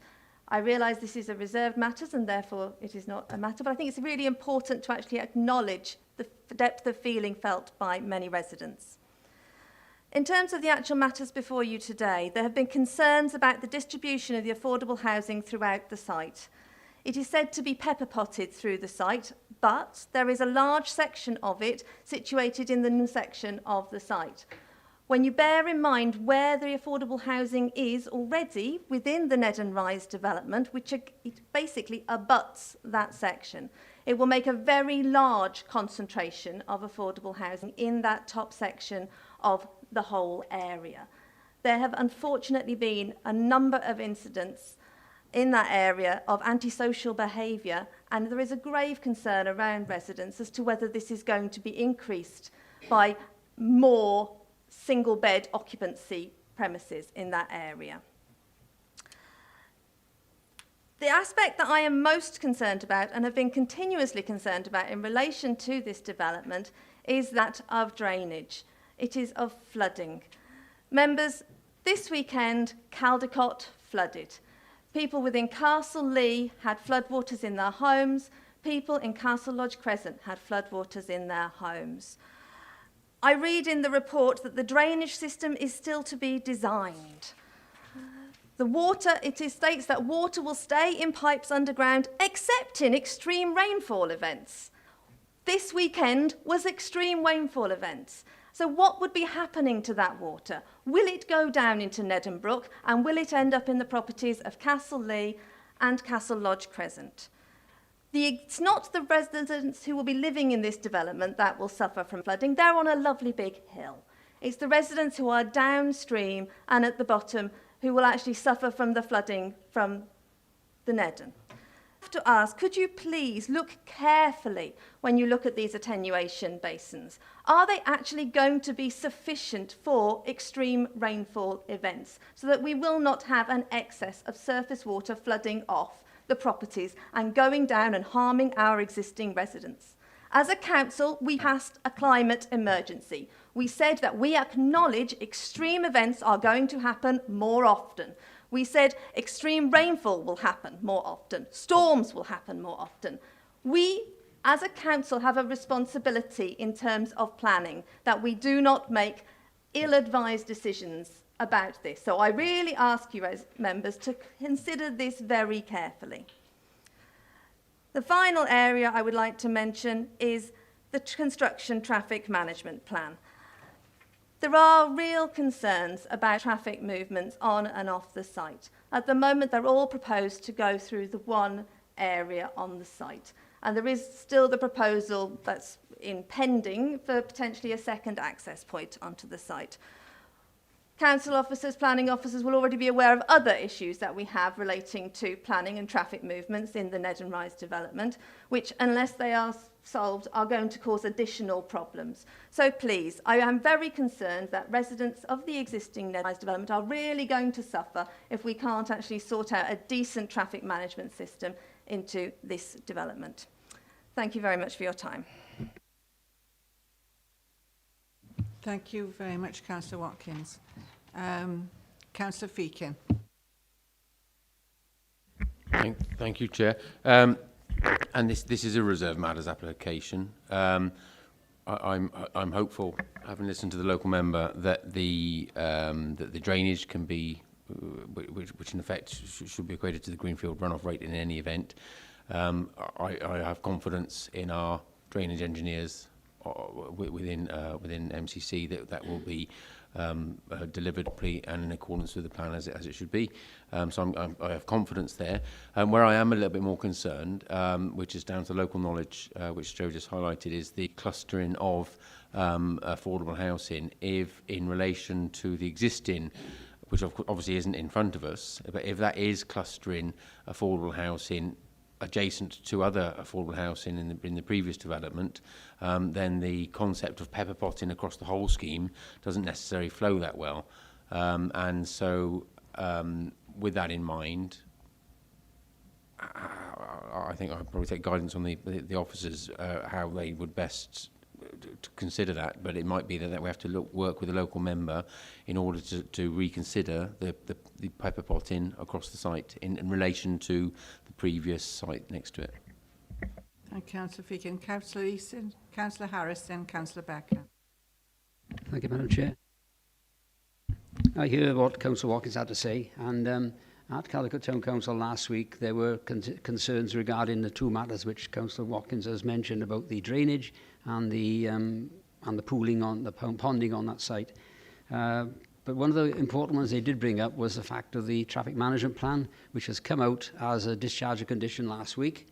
I think there's a need for that traffic management plan in the light of the effects you're going to have on Caldicot in the mornings, particularly when you're trying to service a site and take children to school and people to go to work.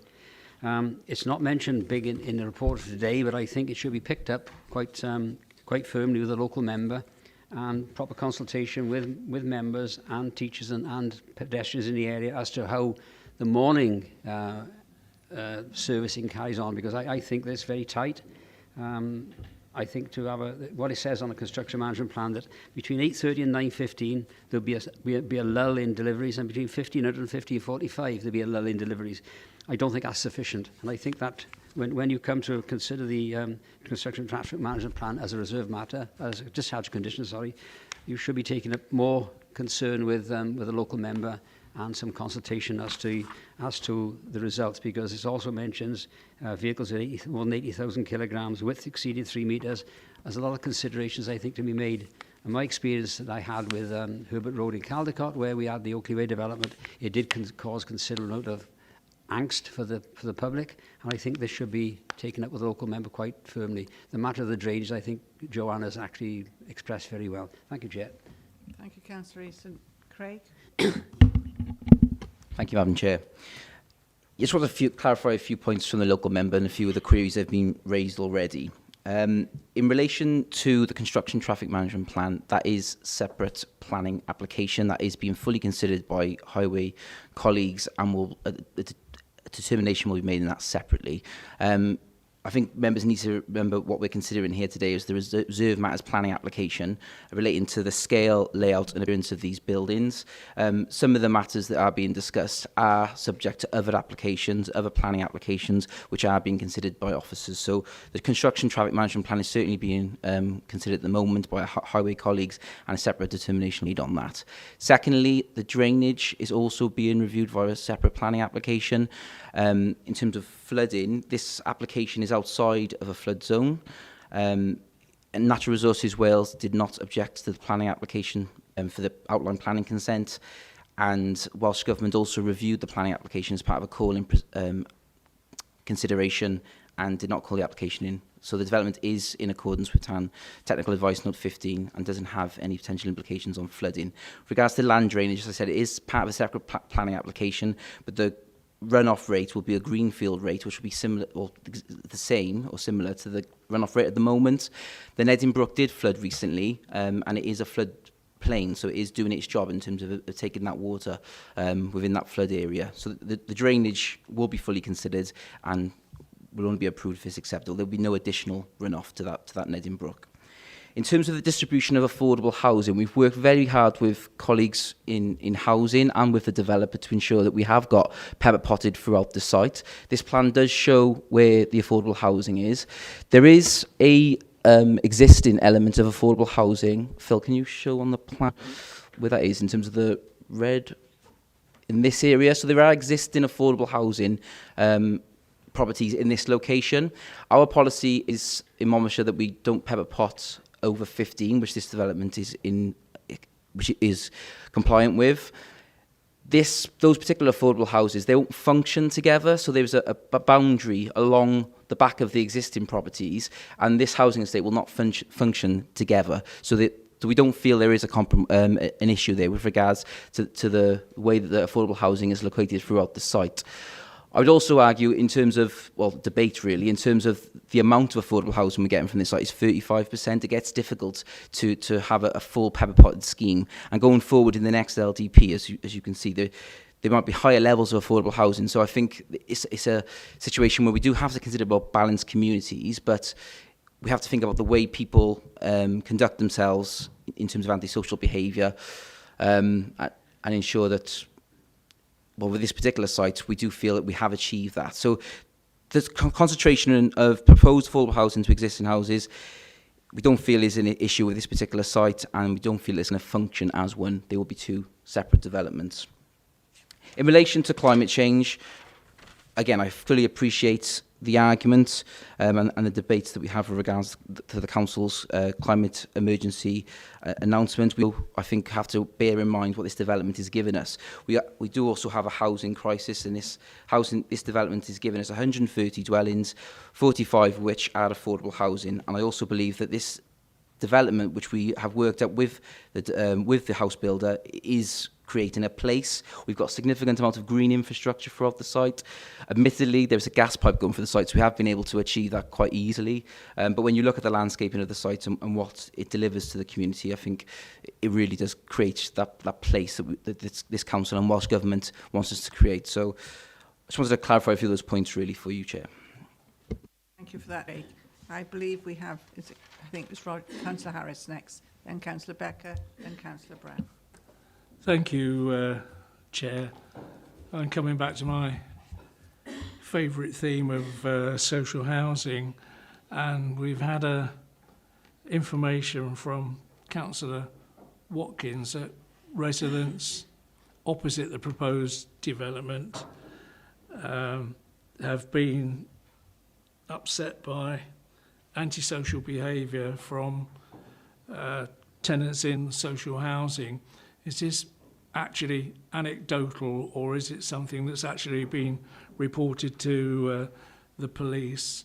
And can I have, if that is the case, is there any antisocial behaviour reported by residents of that estate that exists at the moment that live in private development, i.e. is it all down to those nasty people in the social houses, and therefore if we're going to have social houses, new site, we're liable to get the same sort of problems? It just comes up all the time. So is there evidence that there's absolutely no antisocial behaviour from residents in the private development there? Councillor Howard, I do you wish to make comments. Well, I just think, I'm sorry, Chair, I don't know if it's a point of order, but I think it's out of order for Councillor Harris to make assumptions about what the people in the room think. I didn't hear any suggestions of NIMBYism or any kind of suggestion that people that occupied houses of a particular tenant were responsible for more crime and disorder than any other. I haven't got an issue with affordable housing and development, wherever it is, the more the better. And I'm sorry, Councillor Harris said come up with this view twice now in the meeting about NIMBYs. And I don't know if he's got a chip on his shoulder about it, but it doesn't apply here. Thank you. Is there any difference between the social housing section and the normal community? It just happens in both, but we only ever hear of one side of the story.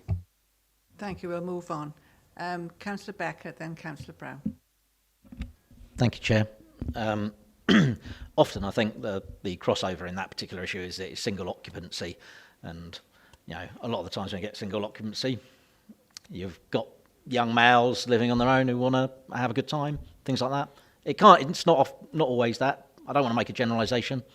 I just have. But my point is there's a real concern, and if there have been reports to the police about that concern, it does strengthen one of my bugbears, which is let's not ghettoise the social housing. Let's move it to be properly pepper-potted around an estate.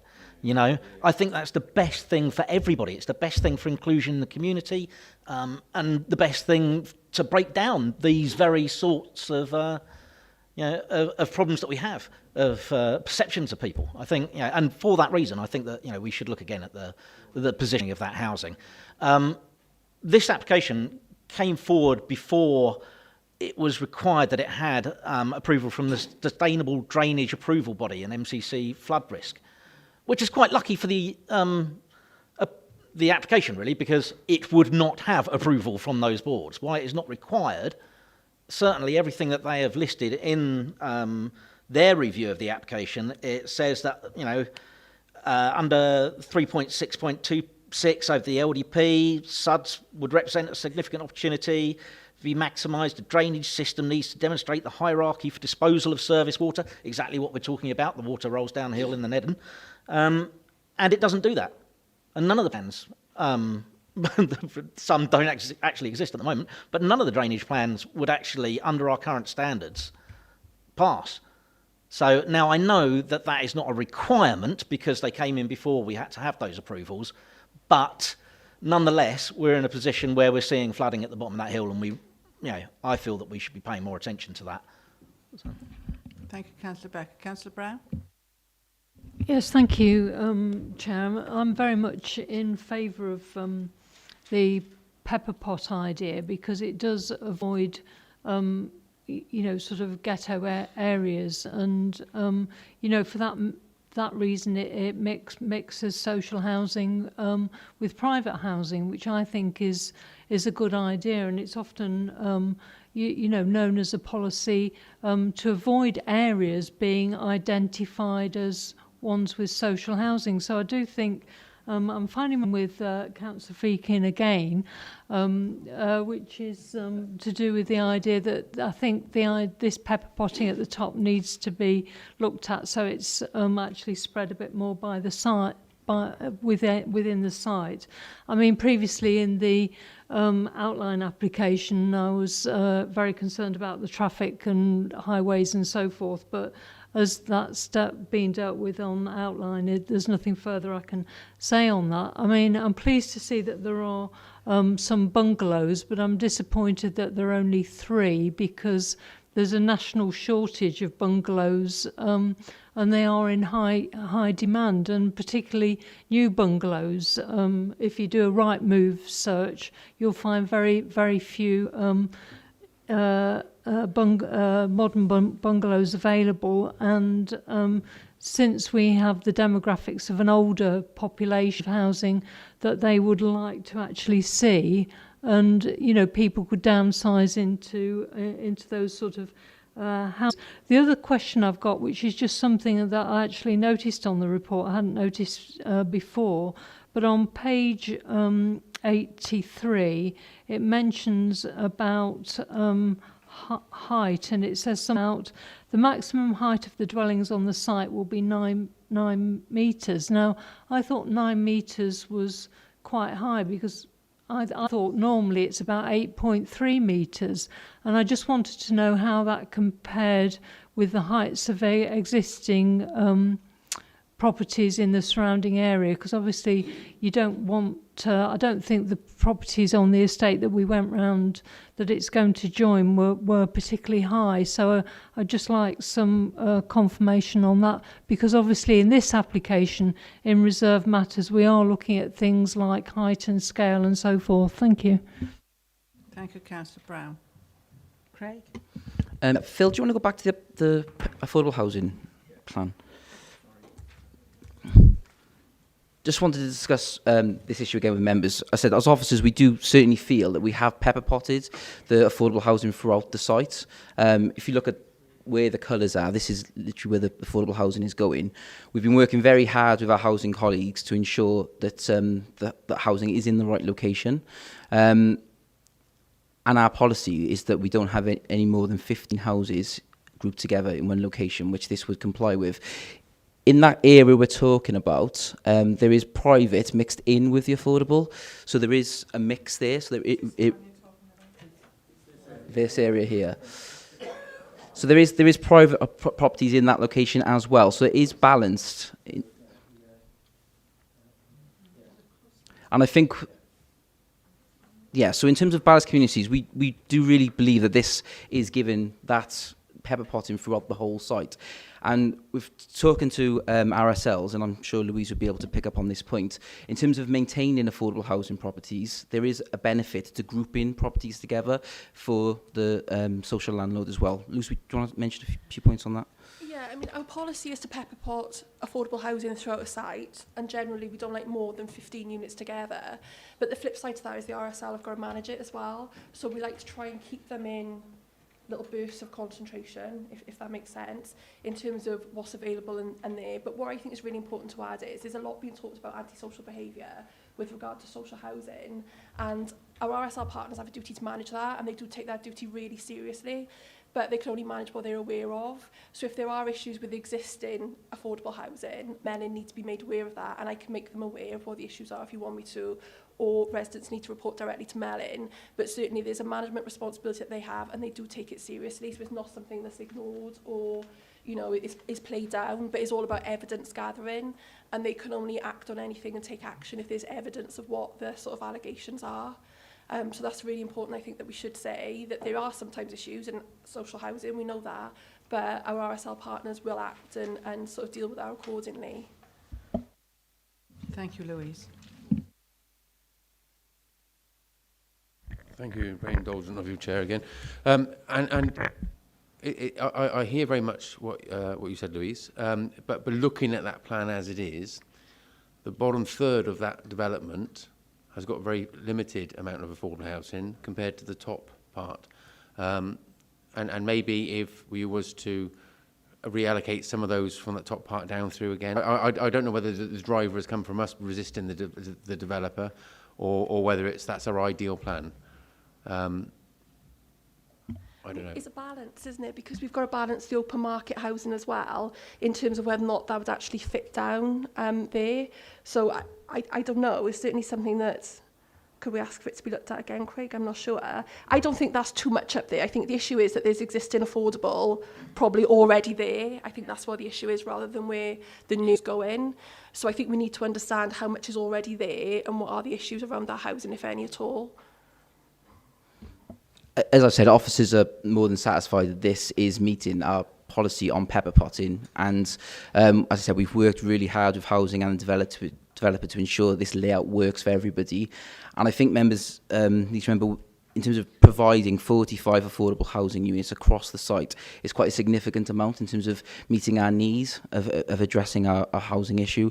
And this scheme, I do believe, is pepper potting throughout the site. I think it's for members to make that balanced decision now as to whether they agree with that opinion, or that view, and what's in accordance with our policy, which is a grouping of 15 properties or more. For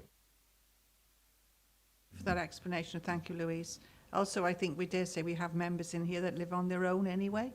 I'm not pointing any fingers at anybody, but I'm not saying they're ravers or anything like that, but they most probably do live on their own. I might be a young, you know, who likes a good time. Yeah. Councillor Brown, you wish to comment? Yeah, we haven't had any feedback about the 9-metre height, which seemed quite high to me. Thank you. I mean, the heights of the properties have been really carefully looked at in comparison to the existing dwellings and the levels on the site, and they won't look incongruous. That's a maximum height. Most of the housing units will be less than that. There are some 2.5-storey houses on the existing developments, which you'll have noticed when you drove through. They'll have dormers in the roof and aspects like that, so they will be 9 metres in that area, but most of these will be less than that. Yeah, as I said in the presentation, the materials will be similar to what's existing, and yeah, it won't look incongruous. It's been designed to tie in with existing housing development, so that it does look like an extension of what would have, you know, occurred naturally, as it were. Councillor Murphy and then Councillor Becker again.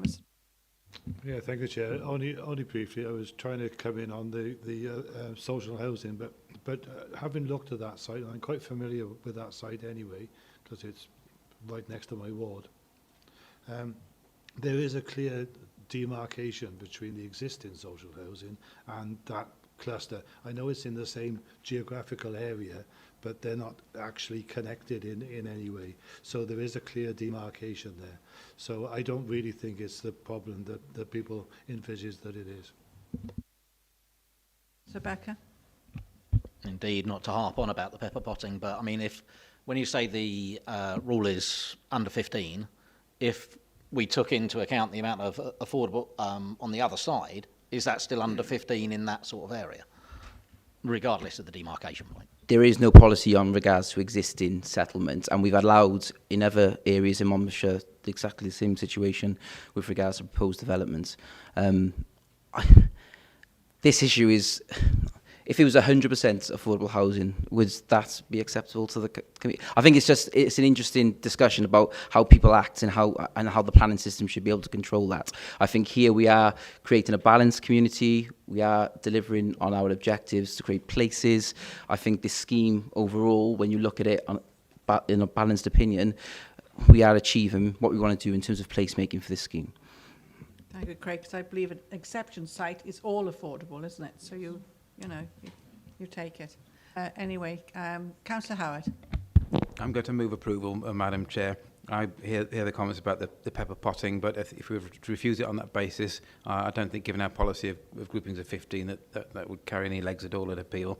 I think, if anything, the northwest corner of the site is the least successful in terms of placemaking, because that boundary there, you've got that thin strip of land, an access road leading to 4 one-bedroom properties and a bungalow.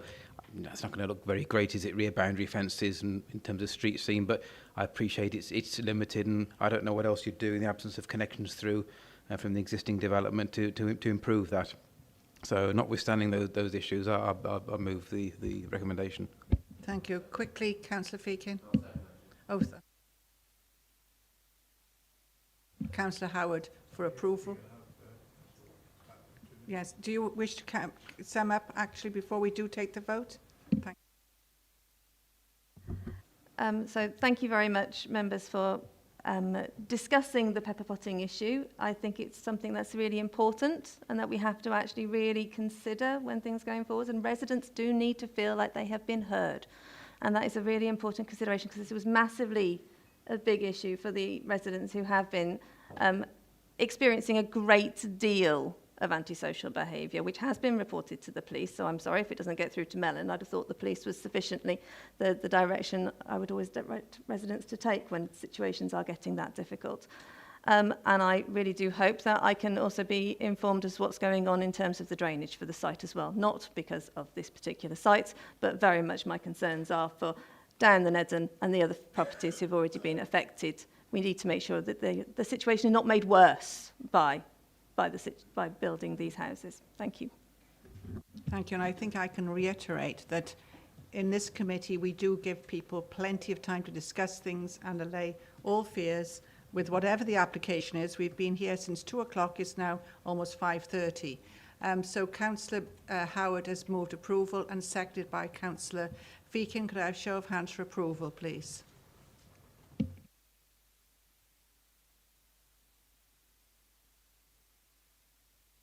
And those against the approval? Abstentions, please. 2 abstentions. So it's been carried. Thank you all very much indeed.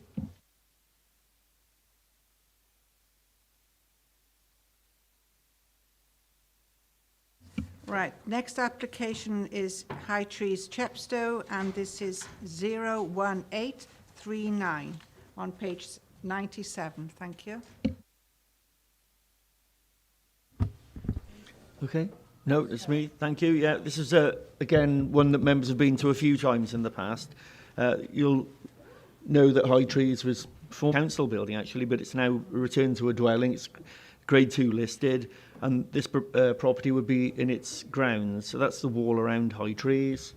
That's the entrance to the site, the old gates, and that's looking up at the site from the adjoining property, High View, properties in High View, which is a little cul-de-sac, and the property would be above that retaining wall there, set into the ground.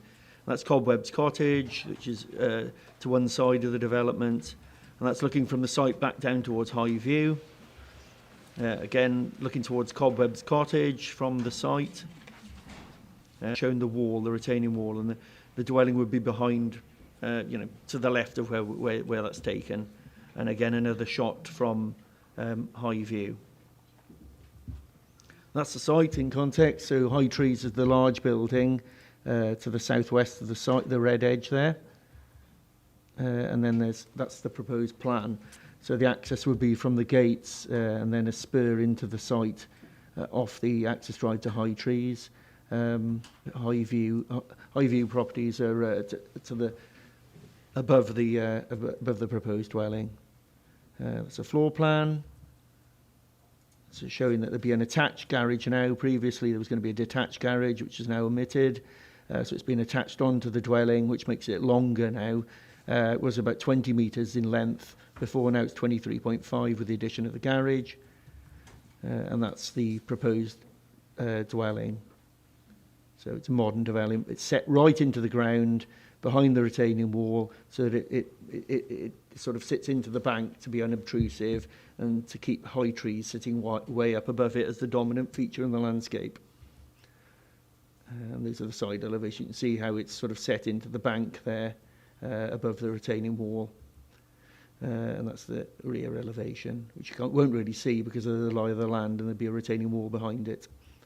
And then that's the previous approval. So it shows that there was a detached garage there, which has now been omitted, and it's been moved into there, and it's brought forward slightly. And that's the proposal. So it's a similar sort of form, modern masonry, glass curtain walling, and curved sort of green roof. Different angles of it. Sorry, come back. So I'll leave it on the actual proposal. There we go. So we don't think that there's a significant difference with this and the previous approval. It's slightly longer, but we don't think it's going to have an adverse impact. It's the form of it is very little change from the previous approval, in that it's a modern, contemporary take on a dwelling. Not dissimilar to what was approved before.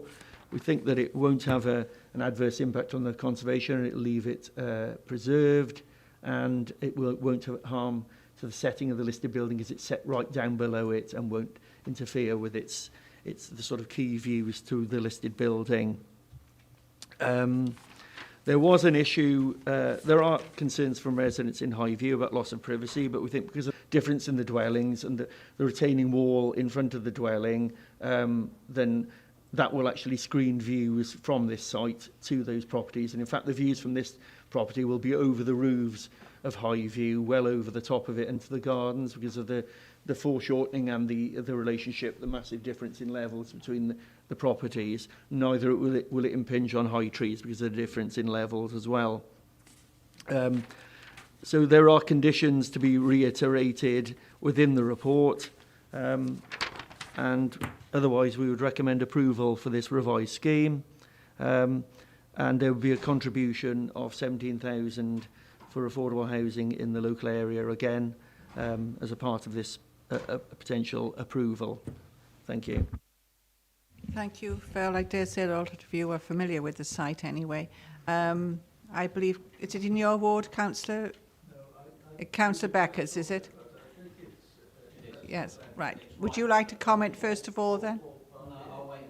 I'll wait until the end. It's just in between two, but I think it's just in mine. So right, I'll wait until the end. Then. Who wishes to comment first then, please? Councillor Murphy then, as usual. Just to say, Chair, that we gave this a real good airing when it came before us before. This is really quite a minor amendment to it, so I'm quite happy to follow the line we've taken last time and approve it. Thank you, Mr. Murphy. Right, anybody else wish to comment before Councillor Becker then wishes to come in? If nobody else wishes to comment? Councillor Becker. Oh, Councillor Dovey first then, please. Sorry, I've had no part in it, but I'd like to know from the officers. The big trick was that the building like that shouldn't be viewed from the bottom of the town. People drive in from Gloucestershire and that sort of thing. When they come towards the town, they wouldn't see this very contemporary building, which would be out of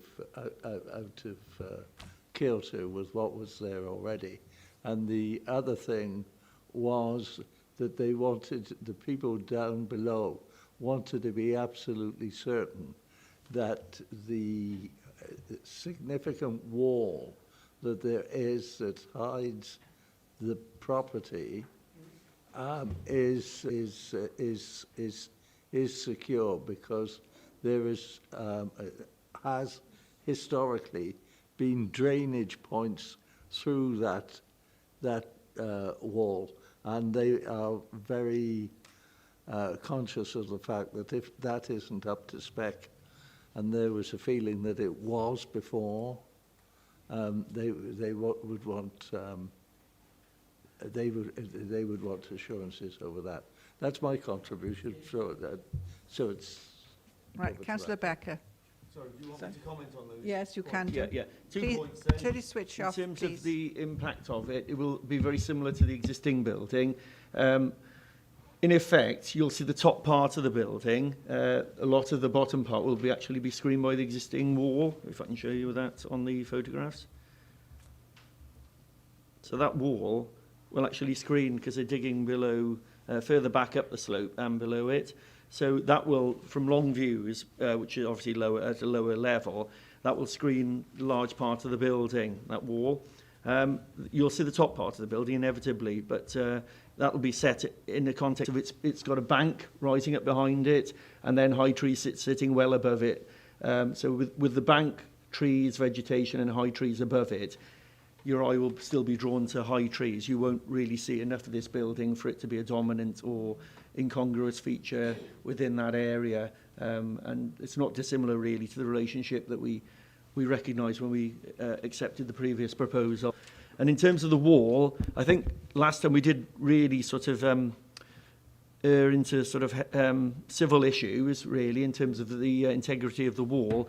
But we did suggest that there was a condition to actually ensure the structural integrity of the wall maintained. And we suggest that that condition is actually repeated on this Section 73 permission, if it's granted, so that they would have to then resubmit details to accord and satisfy that condition. Maybe that that has been discharged, that condition, so maybe that it will resubmit the information they submitted previously, but will still need to be addressed in case their construction methods change in terms of how they're going to build that compared to the previous approval, as it's a new applicant. Right, thank you, Phil. Councillor Becker. Thank you, Chair. I've got about 3 pages of notes. I'm only joking.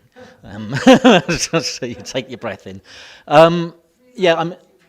Yes, I've always enjoyed delivering leaflets to high trees, because it does have an absolutely incredible view out over Chepstow, and that would be my concern for this property, would be the people down in Highview. But I mean, if we're satisfied that the foreshortening and the condition to maintain the wall is in there in such a way that we are satisfied they're not going to be any loss of amenity or overlooked into any gardens or any windows in the upper stories, then, as you say, it's a minor sort of adjustment to the plan. And whilst I've not received any particular representations from the neighbours, I think that with that amenity and the assertion that the wall's staying, I'd agree with approval. Thank you. Move approval. Can you have a seconder? Councillor Murphy, show of hands for approval, please. Thank you. Any abstentions? One. Chair, I wasn't previously involved with this application, Right. so I thought best to abstain. Councillor. So that is obviously carried. Thank you, Councillor Eason. We now go to page 109. This is application 01879 Lynfoist Abergavenny. Yep, thank you. So this is an application for the alterations to an existing outbuilding within the Kirtlichford dwelling known as the Haven within the village of Llanfoist, and the works have already been carried out. The application is presented to you today at the request of the local county councillor. By way of an update, the application, there's been some movement recently, is now to be considered as an ancillary outbuilding to the main dwelling rather than as a holiday let, and therefore a householder planning application. The applicant has confirmed that they wish to proceed on this basis and for the physical works undertaken to the outbuilding only. So on that basis, the development description would have to be updated. We'd also require an additional condition to ensure that it's used for ancillary purposes only. To look at the building itself, to the rear of the plot, that was the original building, as you can see there. And this is the works that have been undertaken. So the increase the roof and timber cladding. So in terms of the considerations now as an ancillary domestic building, the visual impact overall is, say, a marginal increase in height and the timber cladding to the exterior, and these changes would be considered acceptable in line with Policy DES 1. In terms of the amenity impact, the building is approximately 50 metres from the nearest resident's rear conservatory, and given these distances and the confirmation that this is for ancillary residential use only, it's not considered that this would give harm to any third-party amenity. And on that basis, of the change the description to domestic ancillary accommodation only, the additional condition, it's recommended for approval. Thank you, Andrew. I think a lot of us are well aware of this application. Councillor Murphy, please. Yeah, thank you, Chair. Having visited the site twice now, first time with a dedicated panel and second yesterday, and spoken to the neighbours, both sides, which we didn't do yesterday, but we certainly did when we went there with a dedicated panel. The objections were all related to its use as a holiday let. If that's now withdrawn, the building is a substantial improvement on what was there before. All of the neighbours have got similar, well, the one on the left-hand side has got something similar. On the right-hand side, there's an old broken-down, disused garage, which has become a shed now. So I'm happy to approve. Thank you. Sorry, Councillor Howard, I should have asked you first because you're the ward member. Sorry, I do apologise. Oh, that's fine. And thanks, Andrew, for the update. I think, yeah, Phil's captured most of what I'd want to say. I think if it were not for its position close to the boundary, that would almost weaken as permitted development anyway, and could be used for purposes ancillary to the house. So, you know, the school, gym, workshop, summer house, whatever, even primary living accommodation if it was a conversion of the existing. So that really, I don't think, was the main concern of the residents. It was the use of the holiday let. And I'm not going to go into the argument about the effect of amenity on that. If an application comes forward later for an additional use to try and enable that, then address it then. But they're thankful for members' patience in visiting the site, and in some cases twice. So I wouldn't have any objection to this. Did Andrew say a condition to restrict it for purposes ancillary to the dwelling only? Yeah, great. So you move approval and seconded by Councillor Murphy if you're the ward member. Is that okay? Anybody else wish to comment? Right, could I have a show of hands for approval then, please? That's unanimous. Thank you. That's carried very much.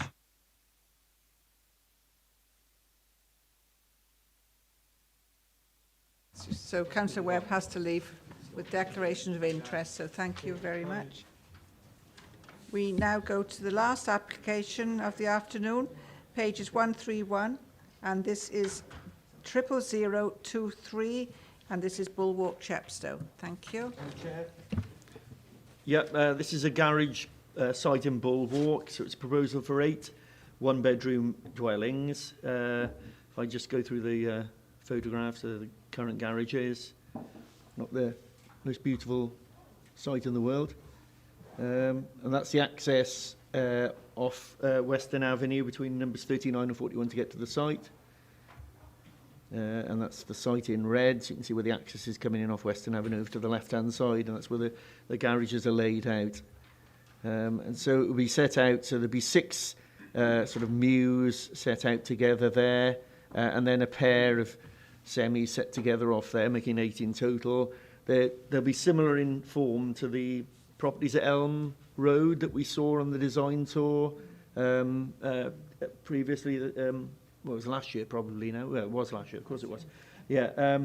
So they'd have mono-pitch roofs, and they would have a through-colour render, mid-grey aluminium composite windows, and they'd have photovoltaic solar panels on their roofs, which you'd be interested to know about, and one bedroom, so they'd each have one parking space.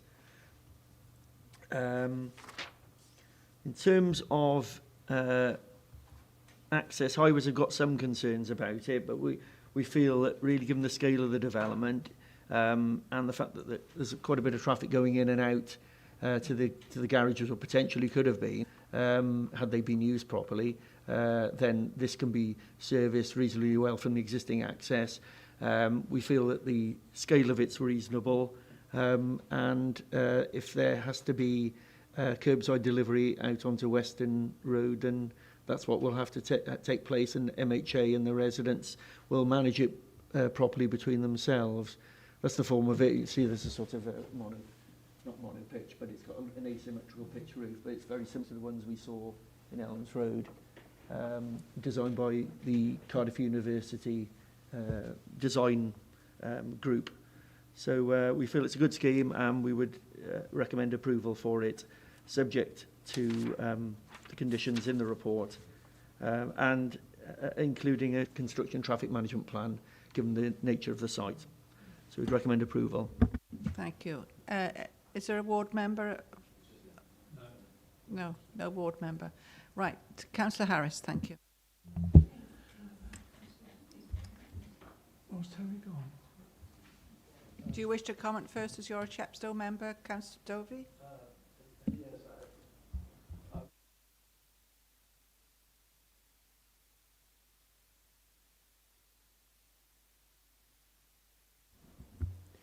Anything is better than what they have there at the moment. But I would like to think that there be some touches about the development in there, other than them be like a number of cubicles, if you want, just stacked up against one another. I'd like to think, because it's all they're almost like in the middle of a compound, if you like, in a way, because also there's properties all around them. I would like to think that there would be some effort to make them to soften the hardness of it, you mean? Pardon? To soften the hardness that you get the impression of. That is right, because it is a hard. It's a sort of. Don't get me wrong when I say this. It's a hard area in terms of the way it's developed, and I hope that there'll be some effort put into bringing it. Bringing the softer feel for it, a sense of pride, if you like, but being in the place. Yeah, trees they're planting. They're planting well over 20 trees across the site, which is obviously a lot more than there are now. Should help to soften it up, but obviously it has to function as well, and people need to park. I can come out in a forward gear, don't they? So it's got to function. I can understand, and I understand that you're putting trees there. I get that, you know. But I was just looking for something that makes it more human, because it is a pretty austere area. Thank you, Councillor Dovey. Councillor Dovey, your light is still on. Councillor Harris and Councillor Feakin. Thank you, Chair. Councillor Eason's not here, unfortunately, because he's got some units actually in his ward, and I've got a bank of 4 very similar units in my ward, and if I was a single person, I'd kill for one of those. There's a solar roof, triple glazing, underfloor heating. It's just heaven, basically, yeah. They look good. They certainly look good in my ward, and I think some of us on a visit have seen the ones in Caldicott, and I think would absolutely agree. The thought of not having those rusty old garages and those in its place. Just happy thought that throughout the county there's a lot more share housing garages. It would be interesting to see what happens there. I would definitely vote for this. Thank you, Chair. So you'll be a happy councillor at the end of the meeting anyway. Councillor Feakin. Thank you, Chair. And very much in line with what Roger said. I was overwhelmed, I think, probably when we went to see the last application, once it had been built out, because the site prior to being built out was very similar to this, very similar. And the net result afterwards was incredible, really. So with some good design thought process and some brave steps probably as far as the planning committee goes, it resulted in some fantastic homes, as Roger has said, which would be a very enviable place to go and live in. So I'd be more than happy to second Roger's proposal. Thank you. Councillor Howard. Yeah, thank you. I'm happy with the principle of it. I think two concerns I have. When we were presented with those house designs initially, I didn't like them. I still think they're going to age poorly compared to more traditional style development, and it's reminiscent to me of some of the developments took place in the 60s and 70s around Bhutan. Craig knows the area, Loudon Square, that type of area. Where you've got, I'm not suggesting you live there, but you know the Bay Area, and sort of high level windows that are very modern style, and if not managed carefully, it can soon assume an air of disrepair. And so what links into that then, you've got a path around the back, mindful that this is enclosed largely by the rear or side boundaries of other dwellings. There's possibly going to be areas there where there's going to be no natural surveillance. And I just think, again, I know it's down to management of the site, but I worry that if there's vulnerable people in there, that area could be a magnet for some antisocial behaviour, particularly where you've got those sort of unsupervised rear lanes. And whilst I know what's there now at the moment isn't exactly an eye to behold, and no doubt there's antisocial behaviour, it's a lot different to having people living in there and possibly being affected than people's belongings in crappy old garages. But that said, I'm happy with the development. If something could be done maybe to look at aligning those rear boundaries of the block of 6 with the properties behind, or enabling, I know they've got to have separate accesses, or maybe having some kind of secure access where they all pass through in 2 groups of 3. Because I really am concerned that whilst in principle great, that could be the downside to this particular scheme. Thank you, Councillor Howard. Anybody else wish to comment? Councillor Brown. Yes, thank you. I just wondered, in view of the comments that have been made effectively in relation to defensible space and crime and things like that. Is a condition on street, I know it's sort of like down an alleyway, would there be any street lighting actually provided, or could you condition some form of lighting around there so that it isn't dark at night? Will it be lit or not? I don't know. Detail, I'm afraid. I mean, I think that the corridor is there to allow the existing residents access because they've got access already. So I think MHA were obliged to design it like that. Otherwise, people would have lost their rights of access. So it becomes a civil matter then, doesn't it? I suppose we could ask them to consider a lighting scheme for it. Low bollard maybe, because impact on the amazing. Yeah. We can certainly look at that as a condition. Yeah. I was just thinking, because sometimes if an area is very, very dark, you do actually feel quite vulnerable at times, don't you? Yeah. Thank you. Councillor Dovey. Thank you, Madam Chairman. Councillor Howard really expressed what I was trying to say far, far better. I was really, if you look at the surroundings, these new dwellings will be in an area that is not as open as one would possibly wish, and perhaps isn't going to get a wider expansion of nicer properties for a little while. So I think that was what I was trying to hope for, and the lighting for them is important, because as I remember when we were there yesterday, when you went in, you went almost into an enclosure. It was almost like a corral, if you like. Courtyard would sound better. Yeah, courtyard. All right. Yeah. No 6 guns in a court. Yeah. But that was what I was trying to get at. And I know what you're talking now about in terms of the buildings that they're going to put in there. I think they are a good solution to some accommodation. It'll be interesting to see how they stand the test of time wearing and that sort of thing.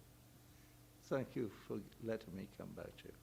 Right, will we go to the vote, please?